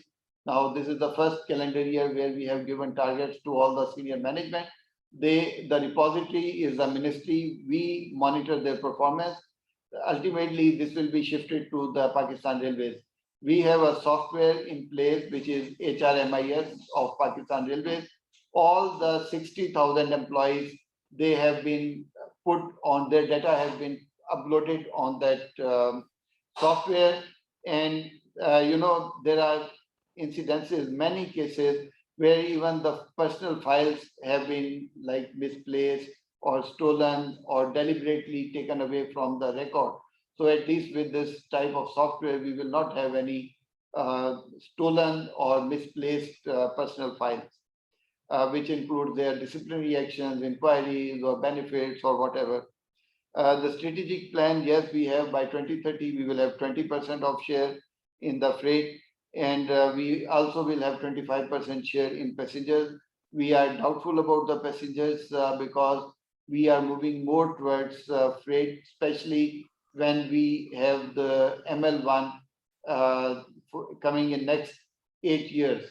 The total time is 9 years, but we think that it can be completed in 7 to 8 years. So unless we have ML1 project fully in place, we cannot have our target of passenger as well as in freight. By doing improvements in track, which we have already started, the government has given us approval for upgrading the Sakhar division 425 kilometers track, which will be started within the current financial year. So we will be able to meet the targets for freight, but for passengers, I am a little skeptical. Autonomy, there is a reverse of autonomy. Like I would say that the government waits and they request the railways to give them proposals for reforms, for improvement. But unfortunately, there's a huge capacity gap within Pakistan Railways, and we are trying to fill in that gap by training them into long-term planning and long-term operational efficiencies.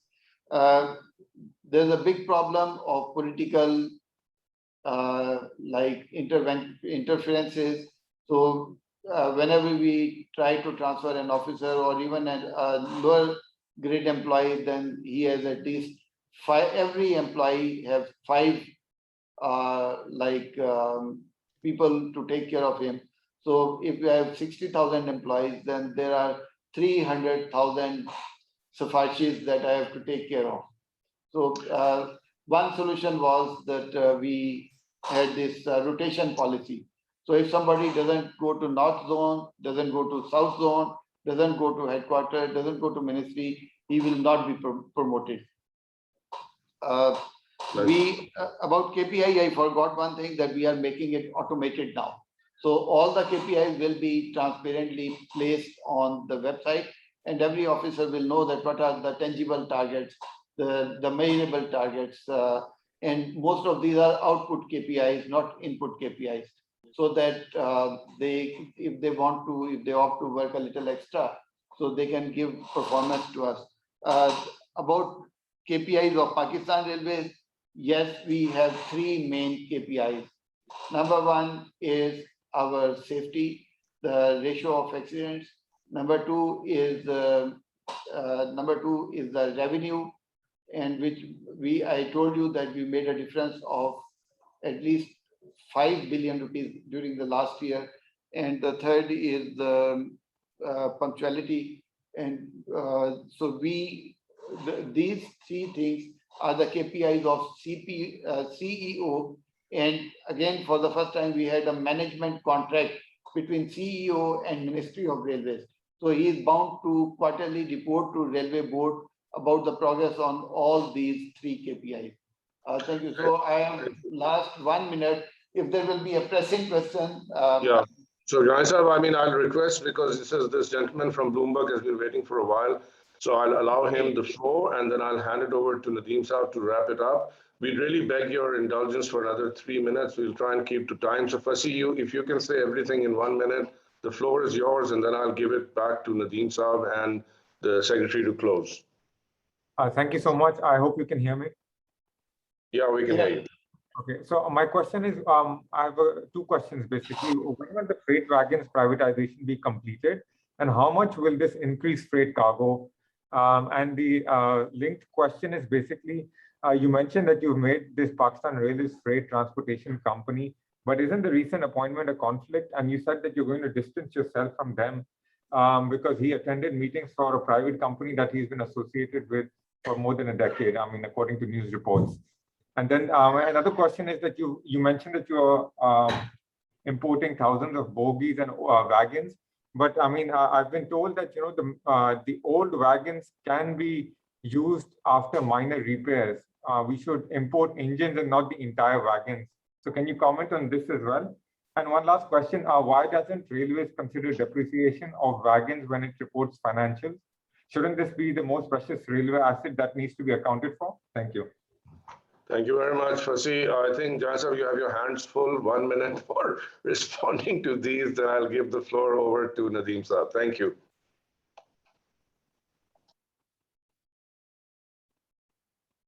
Jasab, you have the floor, please.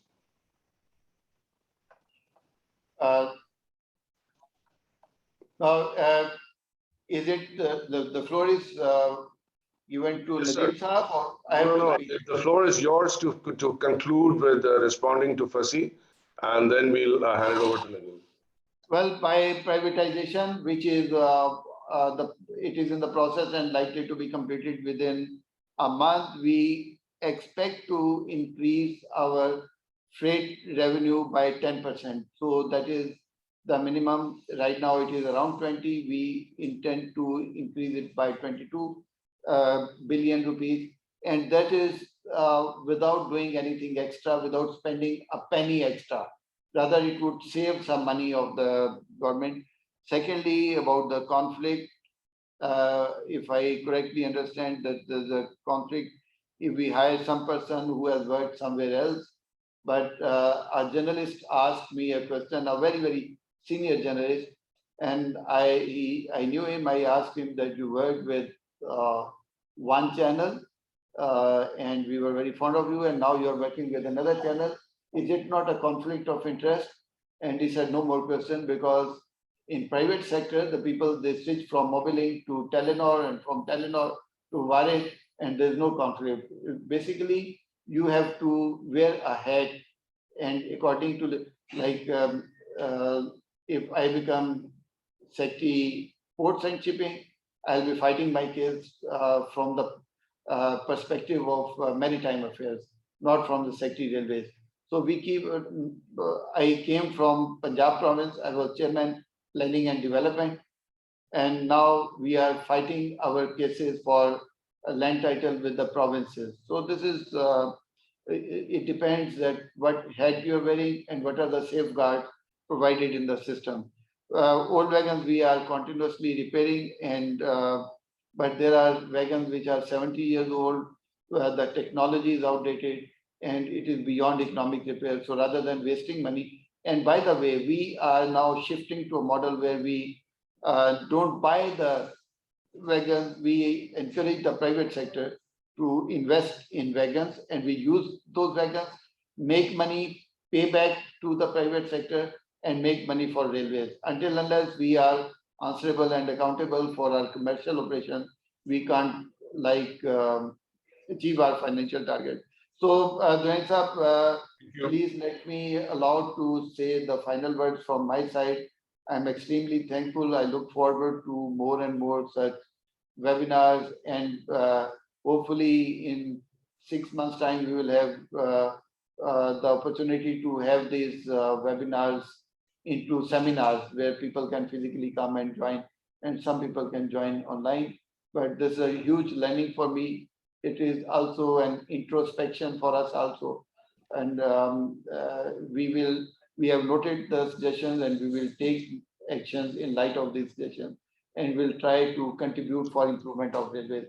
Thank you very much. Thank you very much for being here. And once again, from my end, I will just basically say two things before handing over to Nadeem. First is that, apologies that you had to be subjected to so much time and questions. But to be very honest, you're the first serving officer that has given us time over the last one year.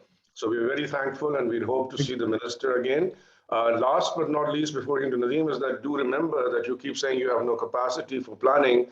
Please realize that all these people around the webinar table and at PIDE, we are all available should you desire a proper policy plan to be put together. Over to Nadeem Sahab. Thank you.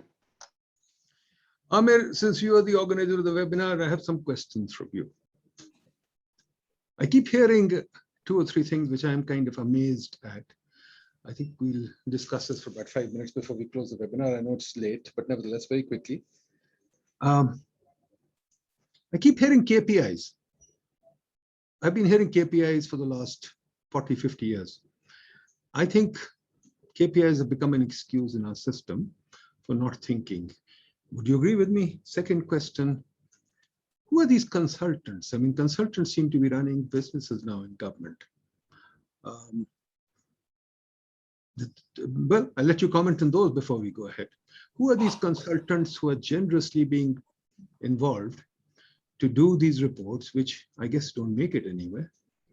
And what are these KPIs that we keep talking about? It's not just railways, it's everywhere in the government. People think once you made KPIs, it's over. And once you've got a consultant to make the KPIs, it's over. Is that how we do reform? Is that what the World Bank recommended, Amir, when you were there? So very quickly, I think that the KPIs that Nisar has put forth, revenue, timeliness, and accidents, are really what I call an operating level railway KPIs. In other words, if I was a railway company, one of many running the tracks, I was Virgin, this is what I would put there. But even as one company would have a much higher goal, which would be the supra KPI, which is I need to take the share of the market. Now, in this particular case, the share of market is not from another railway operator, but it's going to come from the freight and passengers at the road level, right? So I totally agree with you on that. On the consultants, I mean, Gilani Sahab, aapko marna shuru karenge, aap wohi bata sakte hain because he already has signed off. But Aisa, would you like to quickly to contribute on this because it's sabka sawal hai. First of all, the KPIs they go to every officer's level, and for example, for CEO, we have to keep macro level KPIs. And for the divisional level officers, they have their KPIs include the condition of their tracks and the inspections and the improvements that they bring into their realms. So there are detailed KPIs depending upon their JDs and their area of work. About the consultants, yes, I have seen as Chairman P&D, the consultants make a big book of 700 pages which nobody is able to read. So we have changed the design. We have 3 consultants. One is for establishing the regulator, and the second is for pension reform, and third is for preparing the business model for ML1 in light of the ML1 project coming up. So, and these 3, the 2 of these consultants are design and implement consultants, so they will not give their report to us, but they will implement those reforms themselves. So the engagement has been 2 years. The problem is that there is no one within the organization who can undertake this assignment like pension reform, because this would require studying maybe the systems of many countries and then preparing organizational structures, then preparing the service rules, then doing the change management. So all these and preparing the SOPs. So we have a consultant for pension reform. We have a consultant for preparing the regulatory regime and preparing it on the pattern of audit paras, that if there's an observation raised by somebody who is carrying out the inspection, then it would remain flagged till it is addressed. So, but I think the perfection in system would be coming very, very incrementally and gradually. You cannot fix the railway from the very start of my speaking. I said is an extremely slow organization to reform. So whatever you want to do, you need 2 to 3 years to at least implement part of it. We have implemented many of our IT-based reforms. We are very excited about ERP, and we are very excited about our CRM software, which is coming up. Both of these are at the final stage of awarding contract. So I hope, but the main thing is the continuity of all these plans and initiatives. So I'm called, Durrani Sahab, I'm called by Minister Sahab second time. So I'll stop here, and inshallah we'll keep on having such interactions. Thank you very much. Gilani Sahab. Thank you very much, Gilani Sahab. Much appreciated. Thank you very much. You were very candid, very concise. Thank you. So Ahmed, continuing, can you please tell me, railway needs a lot of time to reform, but the lack of reform means that somebody has to pick up the bill. So that means the country has to pick up the bill, the taxpayer has to pick up the bill. The same thing has been talked about the 60,000 railway employees who are, in a sense, have priority over the taxpayers, have priority over the rest of the country. And similarly, many other, Istiqbal Mehdi Sahab, I hope he's here, many other public sector enterprises think that they have priority over the taxpayer. And then we yell that the taxpayer is not paying enough taxes. Now, how much tax should we pay to keep these edifices alive? Now, I feel what I've heard today, or the last 8 webinars, is what the French saying, plus ça change, même ça, I forget now. The more things change, the more they remain the same. Here we are talking about reform that's going to take decades or years to happen. Meanwhile, the railway is bleeding. I don't buy this thing that the reform is being made by the secretary. Is there enough distance between policy and operation and regulation, the cardinal principle of good management? Here it seems all three are folded into one secretary. How can we accept change then? Where will change happen? We want to make it painless for the railways, but we want to make it very painful for the rest of us. Ahmed Sahab, your comments. So very quickly, Nadeem Sahab, so, what we've learned through these webinars, and also, I mean, even talking to somebody as kind of brilliant and well-known as Dr. Ishaq said, it was really, I mean, let me down a lot, because what you've put in very nice words, that do 60,000 people take precedence over the rest of the taxpayers? And the answer, unfortunately, because of this troika of incest that you say, the politicians, the bureaucracy, and the people in the SOEs, I'm separating the SOEs from that. I mean, they feel that putting food on the table of these 70,000 multiplied by 7, so that'd be about 240,000, 2.4 million people, I mean, is the responsibility. Now, I would beg to differ that this has really been the challenge in almost every sector.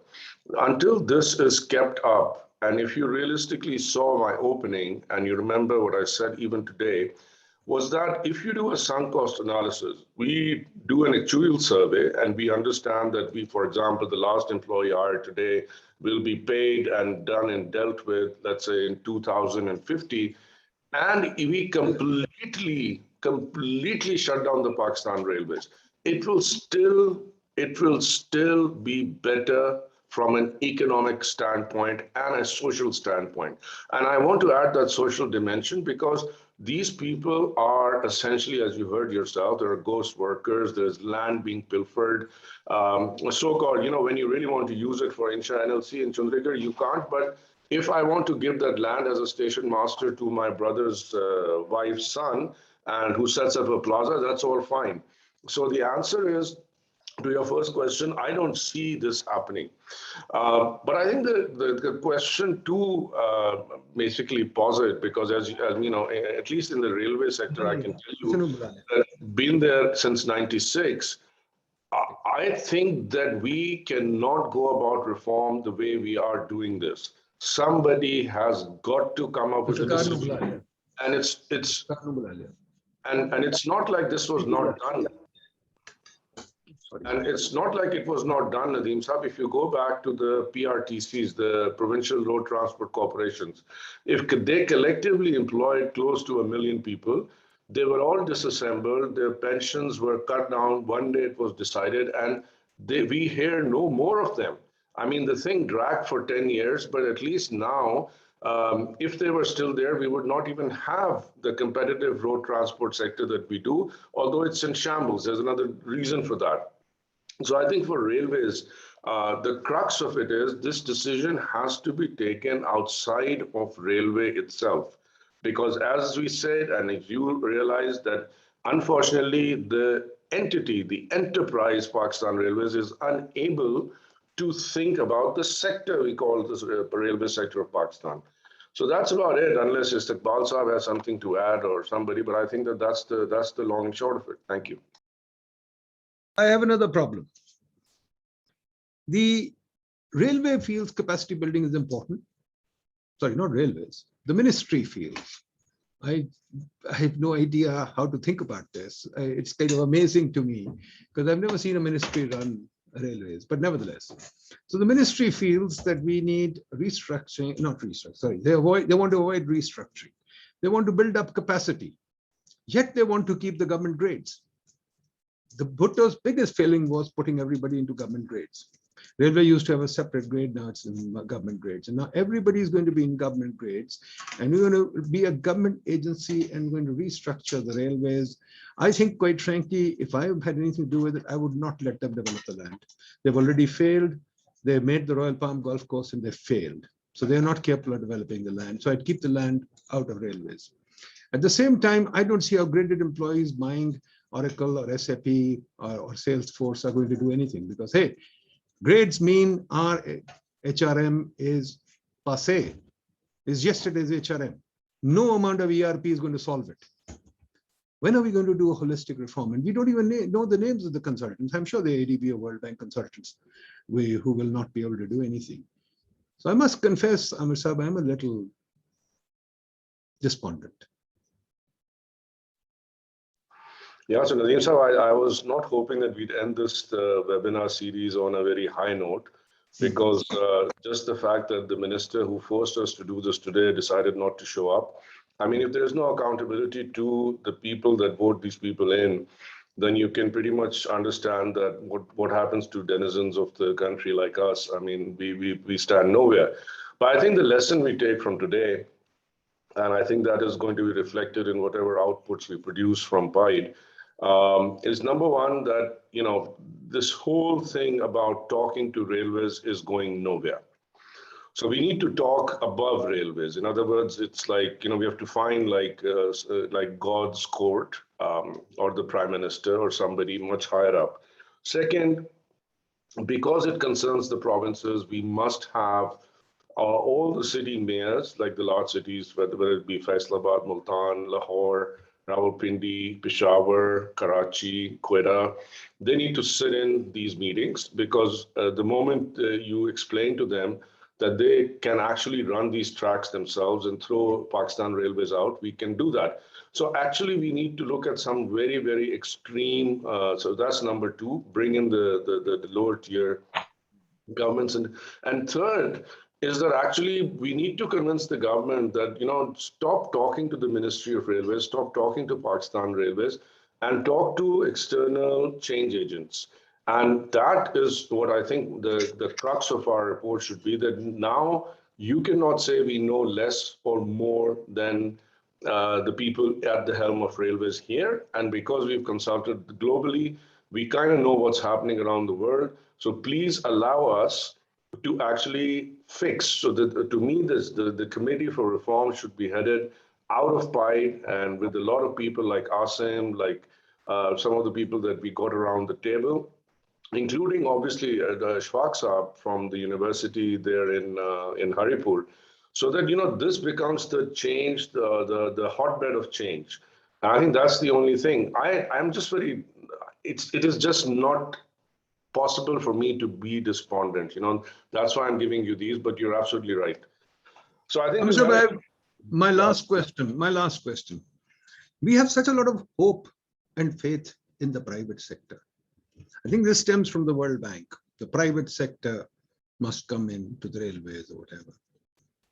Ahmed Saab, are you happy about our private sector? Have we not been disappointed by the SROs, by the monopolies, and by the contracts that have been taken by the private sector uncompetitively?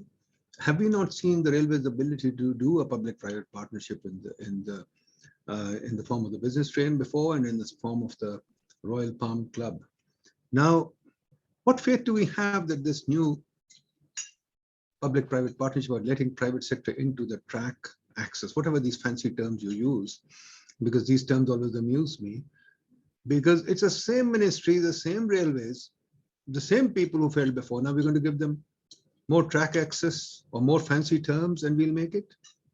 I think, Nadeem Saab, I'm going to give you a more theosophical answer because you're having lunch and I'm not, so I'm getting a little lack of oxygen coming to my brain. But if you realistically ask me, a private sector that is raised by a government. So in other words, if you going back to somebody who said that government is a necessary evil, right? So you only have just a little bit of it to keep some things in check. But it's actually the private sector that runs the country. But in our Pakistan's history, the problem which the World Bank and the ADB and the multilaterals and most people don't understand is, unlike the US of A, and I say US of A because it is a great example, or at least was, of a country where, the government was a necessary evil. But we live in a country, ever since I've grown up, where the government is a necessary good.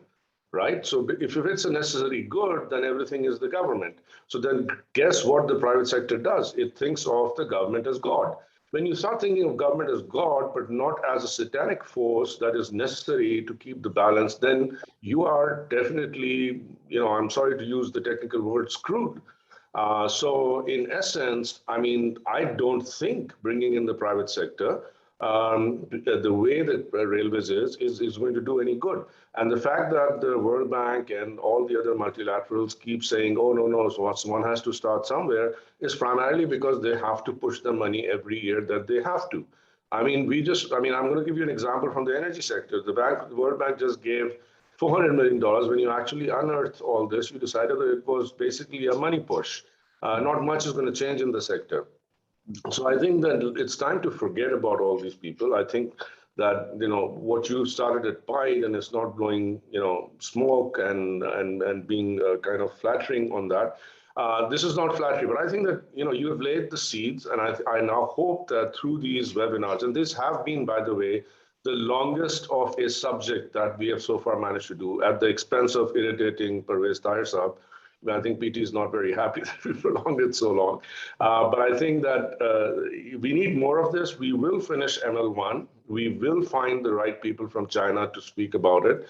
And then let's see if we cannot turn this from a series of documentaries that bring change rather than relying on just a report. Obviously, we'll print out that report. But I think you need to find and convert this into a private-led kind of movement around railways, if I can put it that way. Thank you. Thank you very much, Amir Saab. Thank you very much all. It's been a wonderful session. I agree. I think we need to really, really rethink everything. And unfortunately, we don't. We try and rely on quick solutions.